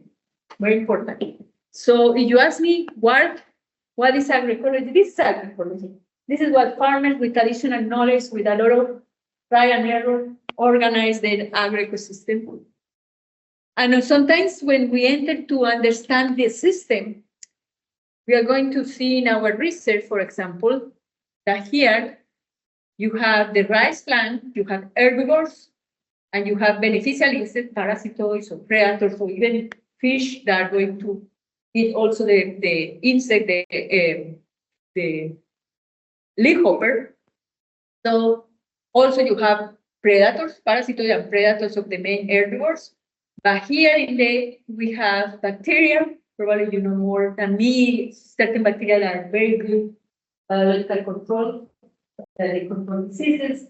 But also you have other detritivores, like the collembola, that are in the organic matter, that these collembola are going to help beneficial insects when there is no the herbivore present in the system. So everything is connected. Okay? I'm going to show several examples tomorrow. No, Wednesday. Right. Friday, sorry, I'm totally confused. Anyway, so this is a polyculture. It's a milpa that in Latin American traditional farmers are using milpa. It's called piscister. Many people call it piscister, corn, bean, squash. From Mexico to Chile, farmers are using this polyculture as part of their culture. It's not just diversity, that includes also cultural diversity. It's diversity, but cultural diversity. Why? Because it's part of our diet. Corn and beans all over. Tortilla, Mexico, with the burrito, and then it goes to Central America, pupusa, another kind using corn, and then in Colombia we call arepa with beans and then so people are changing according to the culinary tradition, but milpa is always present. And in my class, we read a paper. It's written by an economist. Say, en la milpa no hay ganancia. So you don't make money with the milpa. And this economist, the argument was, why farmers continue doing milpa if this is not productive? You don't make money. At the end, in my class, for example, we discussed this.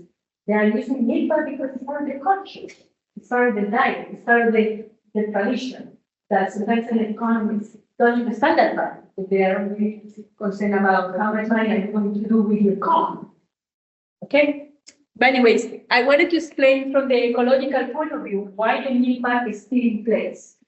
Because the corn has a pollen that are beneficial insects and are going to control the pests in the beans.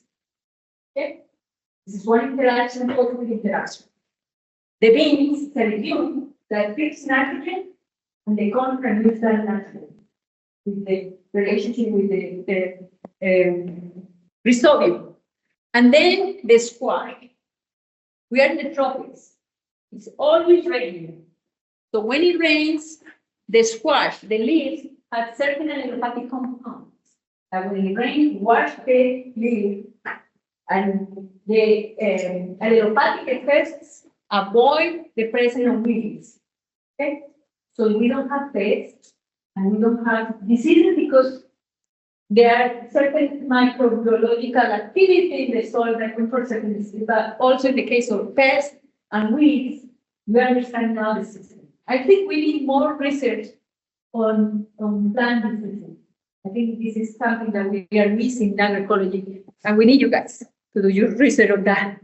Anyway, so this is the system why, ecologically speaking, is very stable. Okay? And there are multiple benefits. So living mulch, for example, the squash could be a living mulch and helps to retain moisture in the scenario of climate change. The corn also serves as a support for the corn cane and provide sugar also for the bacteria fixing nitrogen, and the beans provide the nitrogen, but also have so many. This is what our research playground. So we are behind the farmers trying to understand why the system works. This is the idea. And what practices we can implement in farmers that don't have that knowledge, because I don't want to romanticize either. There are people that have knowledge or that don't have the knowledge. And for example, this is a new farmer that are trying to implement all these elements that probably he doesn't have traditional knowledge, but he understands that it's very important to have biomass, so they are planting trees. Are you familiar with the new concept called regenerative agriculture? No? In Latin America, it's very common syntropic agriculture, that you are using the sun and producing a lot of biomass. All these biomass are going to be increase the fertility of the major crops. So these are new designs based on nature. And so many people can say that there are benefits and also advantages and disadvantages to having trees. But I wanted to just emphasize that not everybody has to have agroforestry. You are not in the tropics, so you are not going to have a very diverse agroforestry system like the one that we can have in Colombia. But you can have an agroforestry system, for example, with fruit trees. Fruit trees and cover crop is an agroforestry system. It's a simplified agroforestry system, yes, but it could be a very good example. And there have been a lot of research. This is a meta-analysis. Many people now is fascinated with meta-analysis, but you can see here the positive, neutral, and negative responses on soil fertility when you have diversification strategies. Let's say polyculture, agroforestry system, cover crops, everything that you break the monoculture is a diversification strategy. So you can see the benefits on soil fertility, on crop yield, on nutrient cycling, very important, on carbon sequestration, water regulation, pest control, pollination, and so on. So this is kind of the, now the new studies that are coming up, emphasizing the benefits of diversification. And the idea is to think in the multi-species system that play a key role. There are certain plants that are going to provide nutrient cycling, more biomass, increase on animal accumulation, and provide nutrients that the plant needs. Soil and water conservation. In scenario of climate change, we cannot have the soil, the bare soil, so we need to cover the soil, very important. Carbon sequestration. I don't know, many people are talking about carbon sequestration, seeing many projects on CO2 sequestration. I have some problem with that. Especially when I went to a conference in Paris where they are talking about developing trees with nanotechnology that go very fast and sequester more carbon. So many companies now are buying land to plant these crops. And that market scheme, so it's more like greenwash for companies. Big companies are the ones who are entering these markets. So I think all agroecological practices that we use sequester carbon. So it's a consequence of the industry. If you want to pay me for that, great. But I'm not going to plant just eucalyptus or pinus or this land that they're producing that grow very fast. In 2 years, you have a huge tree that sequesters carbon. No, because it's creating a lot of social problems. Displacing of people. In Brazil, we have several examples of that is creating so much problems. Okay, and here, so what we are doing is comparing natural ecosystem, as I was saying, you don't harvest. And in this system, mechanized agro-ecosystem or huge system, we harvest a lot. So we need to think about how we are going to design the farm in a way that can have the same process. For example, one process that is very important in natural ecosystem is nutrient cycling. The leaves, that fill and provide nutrients to the other crops. Biological control. So in nature, we don't have this. Why? Because we have natural elements that maintain them in shape. Okay? So we don't have explosion of diseases. Why? Because it's a lot of diversity. In ecology, the same. You have high diversity, high stability. Okay, this is one law. But in agriculture, it's not like that. So we have a main crop. So the concept in the ecosystem is functional biodiversity. What kind of diversity are going to play a key role in the system? This is the difference. So this is what agroecology is all about. So this is where the agroecology comes from. What I say, it comes from the knowledge of farmers. What we are saying is that this is a dialogue of wisdom. They have a knowledge, we have a knowledge, so we can learn each other. This is the idea. And nature is the model for agroecology, and we try to imitate what happened in nature. As you can see here, agroecology has been influenced for many, many sciences, not only agricultural science, but also environmental history. There is a group in Spain that is very strong. They are all historians, environmental historians, and they are doing an amazing research on agroecology, working with what happened in certain territories, political ecology, ecological economics, rural sociology and development. This is what I'm going to present in my last presentation about rural development, how crystallize rural development at the local level using agroecology, and so on. So as you can see, agroecology as an integrated science combines ecological, agronomic, what you're studying, and sustainability science that transcend the techno-productive. It's not a package of practice. Transcend that part. Because we discussed in the first part of the talk, the social, political, economic implications of agriculture. And this is what agriculture is all about. So it's very important to have that perspective. It's more a complex analysis of agriculture and the food system. Because there are people that are coming from food technology. And I'm glad that you're taking this master because they're going to give you more broad approach of what you are going to do with your own background. So you are more open to working in different conditions.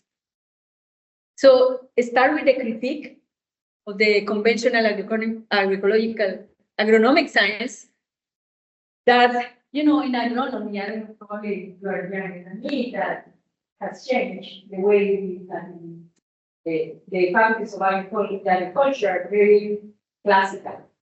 So more like discipline, okay?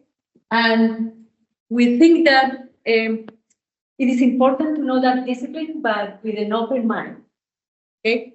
And also to include traditional or farmers' knowledge. Sometimes the universities don't think that they have farmers around. And farmers around sometimes have the solution of the problem that we are looking here in our project, for example. So it's a way how we open up to work with farmers. And I think you are doing kind of working with your research in farms, right? Commercial farms or industrial farms. I don't know. Yes, I did a lot, but maybe what you don't understand is that for you, maybe it's very easy to say, go to the farmer and find a solution for that. I completely agree with you. The solution, open the solution are already there to the farmers, but it's not, according to my experience, it's not, it's pretty complicated. First, because you have to listen a lot and enter the mentality of the farmers, because you are right, there is the university, science, research, and also the farmers have science and research, but with other purpose and interact each other and cooperate. Sometimes it's not so easy. Sometimes it's not easy, according to my experience. But we have to do that. And for me, for example, it's always a pleasure because it's like to read a book, talk with a farmer. Yeah, because you can realize many situations, many things, many different things that are not written in the books. Mm-hmm. No, many people say that, even not only here, but in Spain, it's the same. And probably because our research is just in Latin America, we are very close to social movements, we are very close to working with NGOs. So it's the nature of working with this organization help us to understand many things and easy to have that kind of dialogue and that kind of participatory approach. However, I know my colleagues at the National University of Colombia that are in the same situation that probably, it's difficult because they haven't built that kind of relationship with farmers, so it's difficult to approach them. I understand the situation, but anyway, this is my personal opinion.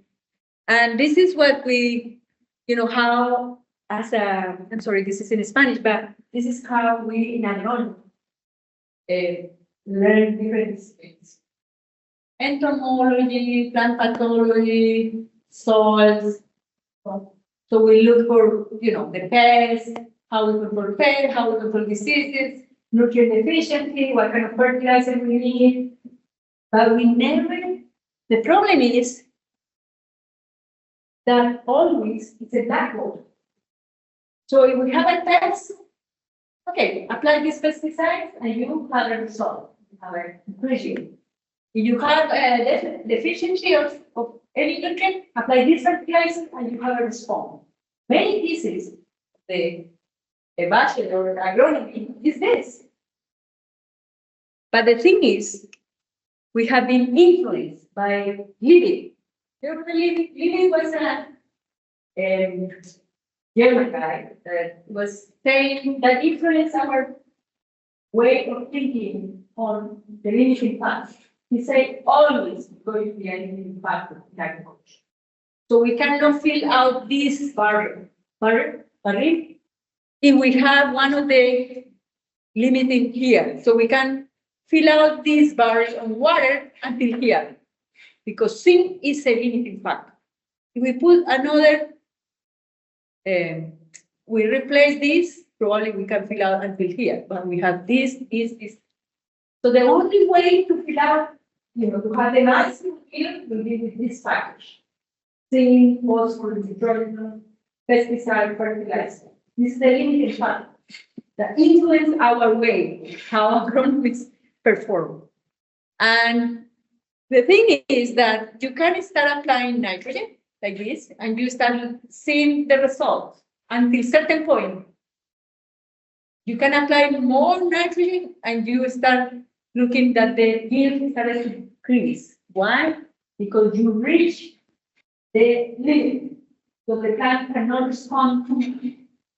So people that are developing variety say, okay, so you need another variety that we sell, because this variety already is not working anymore. It's like a car, like the models of the car. People that are Ferrari and all these big companies, they are thinking in 10 years from now. Because probably the car that they sell now, in 10 years, something's going to create so they have a new car. And this is the same with the varieties that they are developing with modern varieties. With the green revolution mentality. I'm not saying that there are people that are doing the right thing. There are many people that are doing the right basic knowledge that we need, but industry is looking in that sense. And the other thing is that sometimes we have a nitrogen deficiency, and we think that the response to fertilizer is the way to do it, without understanding that this low yield could have another root causes. Because, for example, if you have 1 hectare land, if you are in Central America, farmers are in hillside, and has this, or she has only 1 hectare. And you have, this is the symptom, your low yield, okay? So the first root causes will be, okay, you have low yield because you have weeds. So you have to eliminate the weeds. Or if you eliminate the weeds, probably you will start looking for nitrogen deficiency. And then you have a drought. And then you have a lot of rain. So you have so many problems associated. But when you start looking for the solution, you say, why you're thinking in an agroecological point of view. Instead, when eliminating the weeds, why do you incorporate the weeds? And say, no, because the weeds serve as a feed for my animal. But wouldn't you buy grain to feed your cow? No, because I'm poor, I don't have, I only have 1 hectare. So you ended up saying that probably the root cause of this low yield poverty probably could need more land to grow the feed for the animal and avoid this problem. So the idea with agroecology is try to understand the root cause of the problem. And the other thing is to try to see the cause of the immunodysfunction. Why do we have this? Okay, we have a monocropping.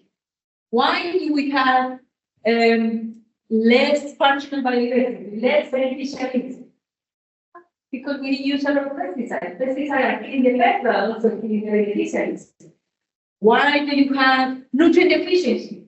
Because you are using fertilizers that have another effect. And or why do you have soil biological activity? Because you are using fertilizer. So you can see the root cause of the problem. And once you have you identify the cause, you start looking for how we increase the immunity system. So we need to increase plant species and genetic diversity to avoid the monoculture. Because, for example, if you are a wheat farmer who want to diversify with corn, want to just wheat, you can have genetic diversity of wheat, different varieties. Okay, genetic diversity could be one option. You can enhance functional biodiversity, natural elements. I'm going to show how we enhance natural elements with the especially predators and parasites when we need pollen and nectar for the reproduction of the quantity, so we need to provide the conditions for them to stay, and things like that. Enhance soil organic matter, increase soil cover, eliminate the inputs. We cannot have pesticides if you want to increase the immunity. And so the idea is to see what happened. It's very different when you have experiments in the experimental station compared with the real farms. Totally different. Because most of the field stations they have water, they have irrigation, they have flat soil compared with the farmers that are in the hillside, they don't have water, they don't have resources, so the conditions are totally different. And also the landscape level is very different. So we need to, this is our approach, work in the real field with farmers, try to understand the condition that they have. And this is one example, one of the indicators that we look when we work with farmers is the landscape diversity. This is in Colombia. So you can see that the ecological matrix, the diversity is very different than if we have just monoculture that I show several examples. And another thing is to look at the interaction. We are very interested in the interaction. For example, from the landscape level, what diversity is coming into the farm. For example, in the case of rice, the one that I showed the example from rice, there are the fish play a key role in to controlling pests on the rice and so on. So they are looking for the beneficial interaction.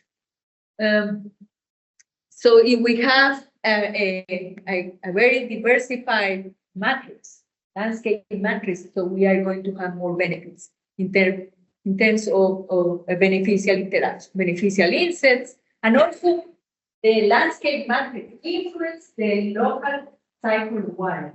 In the scenario of climate change, we have seen the difference. Okay. And also the matrix provide biomass, organic matter, and edible plants that farmers can harvest. So this is a two landscape matrix. You can see these farmers. So for example, you can have a farmer here that is an agroecological farm, but it's surrounded by conventional farms.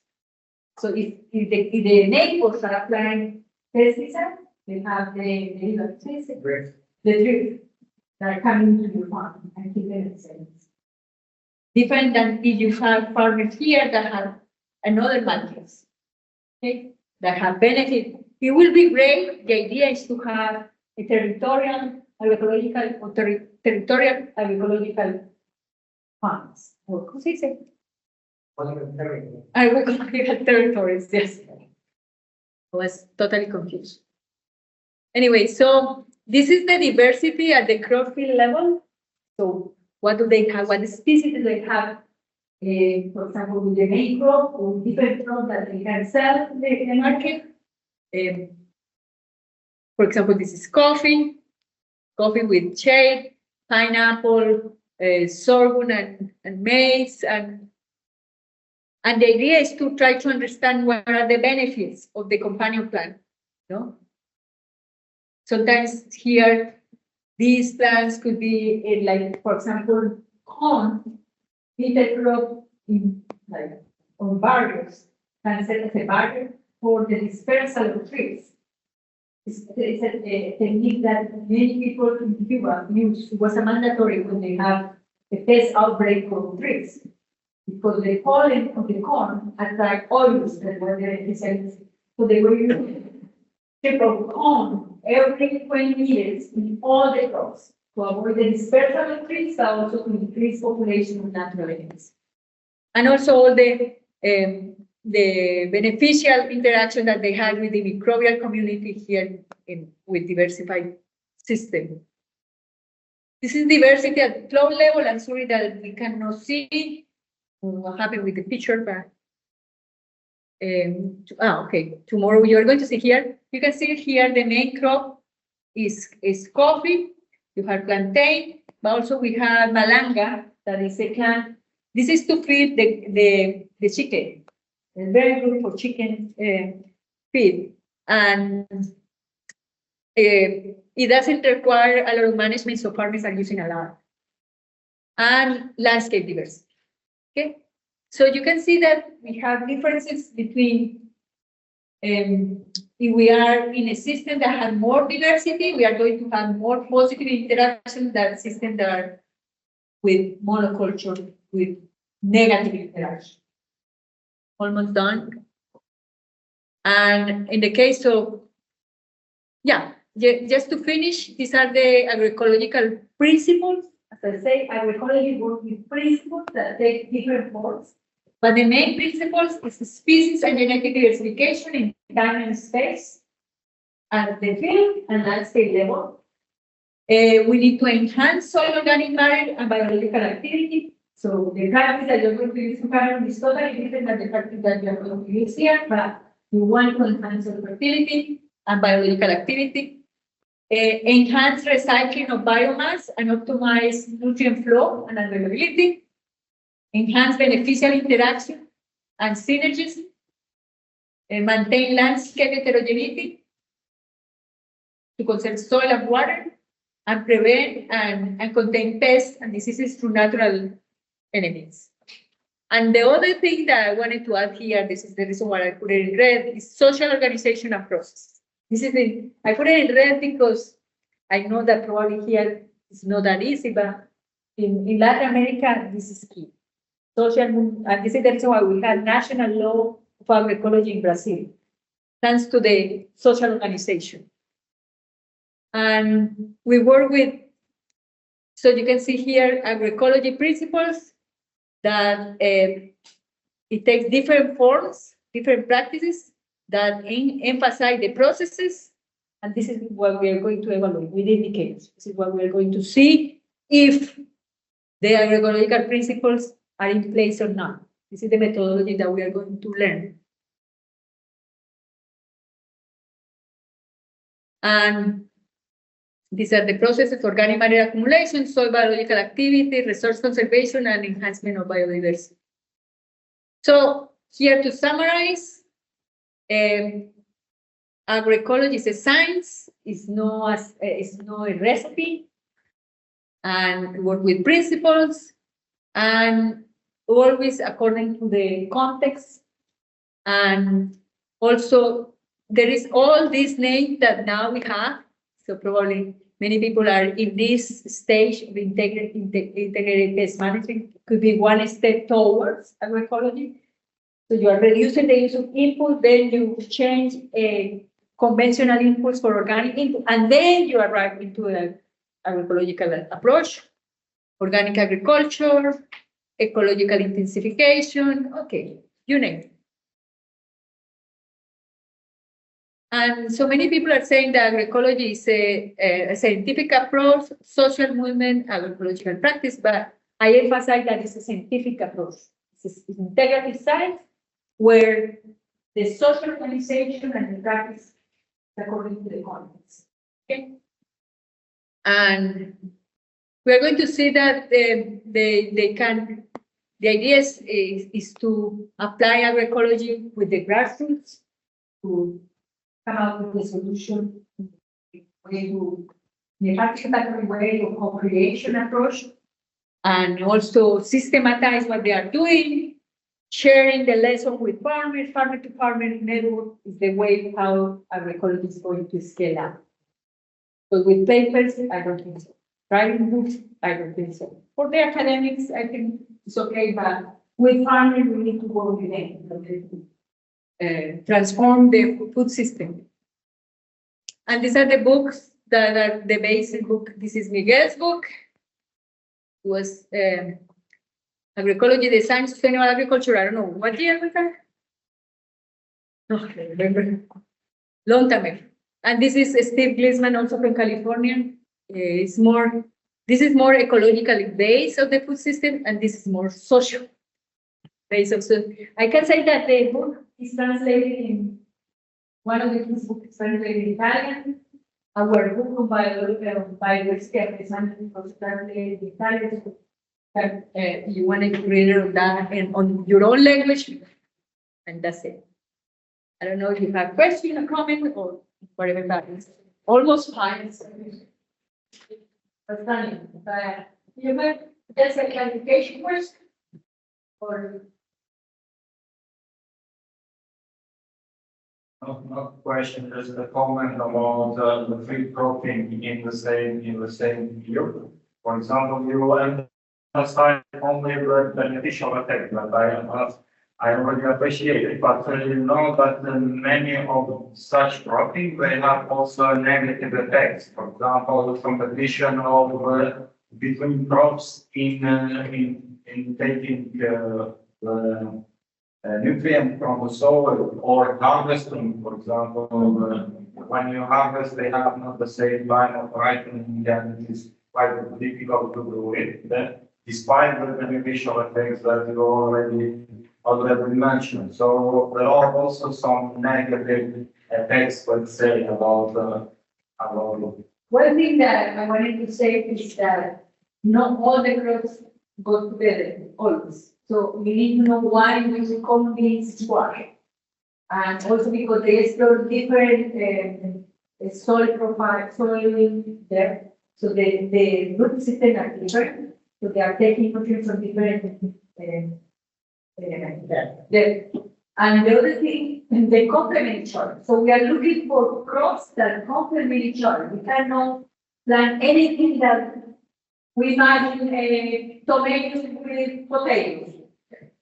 They're from the same family, probably they have the same, they can have the same problems because they are sharing the same pests or the same diseases. Or so we need to think in complementarity more than just diversity per se. So agroecology is more intensive in knowledge. So you need to think, it's like engineering. So we have a paper called ecological engineering, because you need to think what are you going to put together in order to get a good result. Because you can have problems. You can have 20 species or 3 species that are competing, and you are not going to have anything. And the other thing is, this new system works very well for small farms that have 1 hectare, not for a farmer that have 50 hectares. So diversity here is horticulture. If you have 20 hectares or even 50 hectares, so probably diversity is going to come in examples of discrete cropping, where you can have the tractors, so you can have corn, beans, corn, beans. Or if you cannot diversify inside, you can diversify outside and have the same benefit. So tomorrow, Friday, when we have the example, we are going to see the example with small farm, with big farm. And you're going to see that the principle is the same, but it takes different forms. No, for example, you cannot have fish and dance in pavilion with the rice pallets.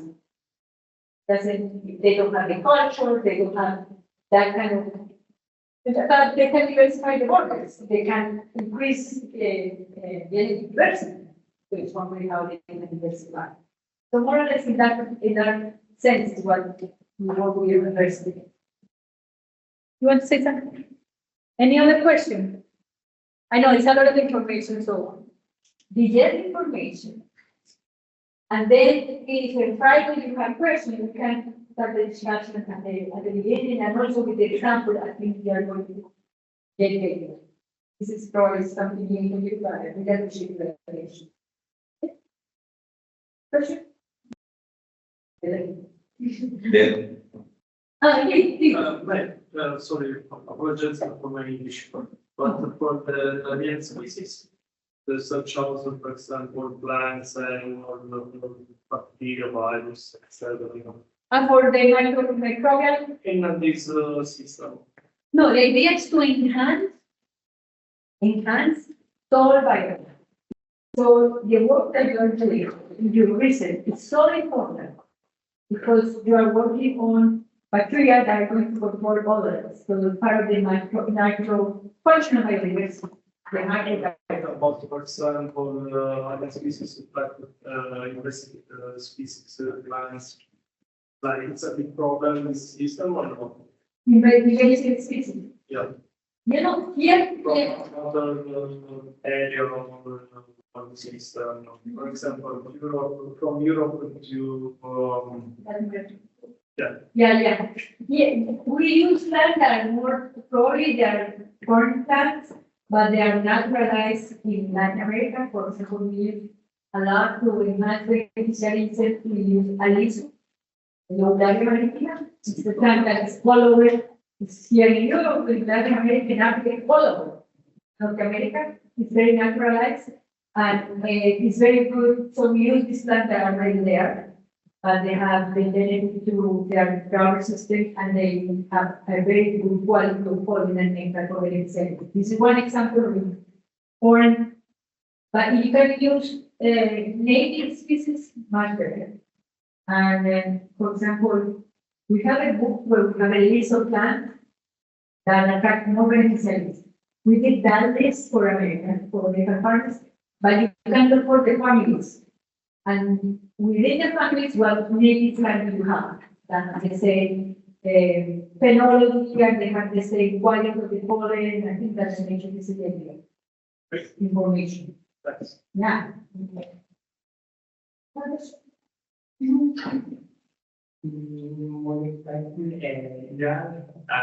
Place I hope for a year. Also for this zone.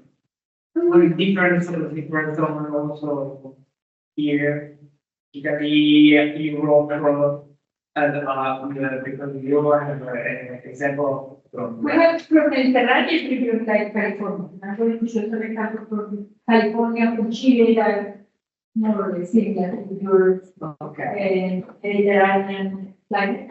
So we are looking I'm going to show you some example. That we work in Chile, California, Europe. But the climate and environmental conditions from are quite similar.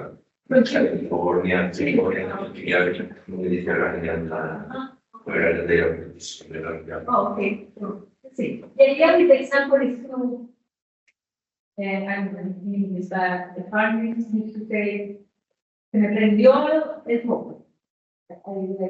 Basically, I don't know. Like when you see something that, I like it.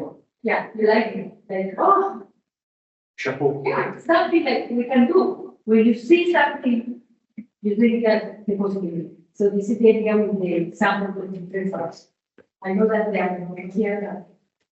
I think that most of the questions are really, okay, the principle of agriculture can be applied everywhere. Everywhere, yeah, everywhere. At least, yeah, at least. The principle are the same. And then, yeah, the agroecology in Europe working. There's also a association of agroecology at the Italy. So later we can give you the contacts there, people because you can reach them very friendly and can really work together because I think this is some is that creating this network. Okay, thank you.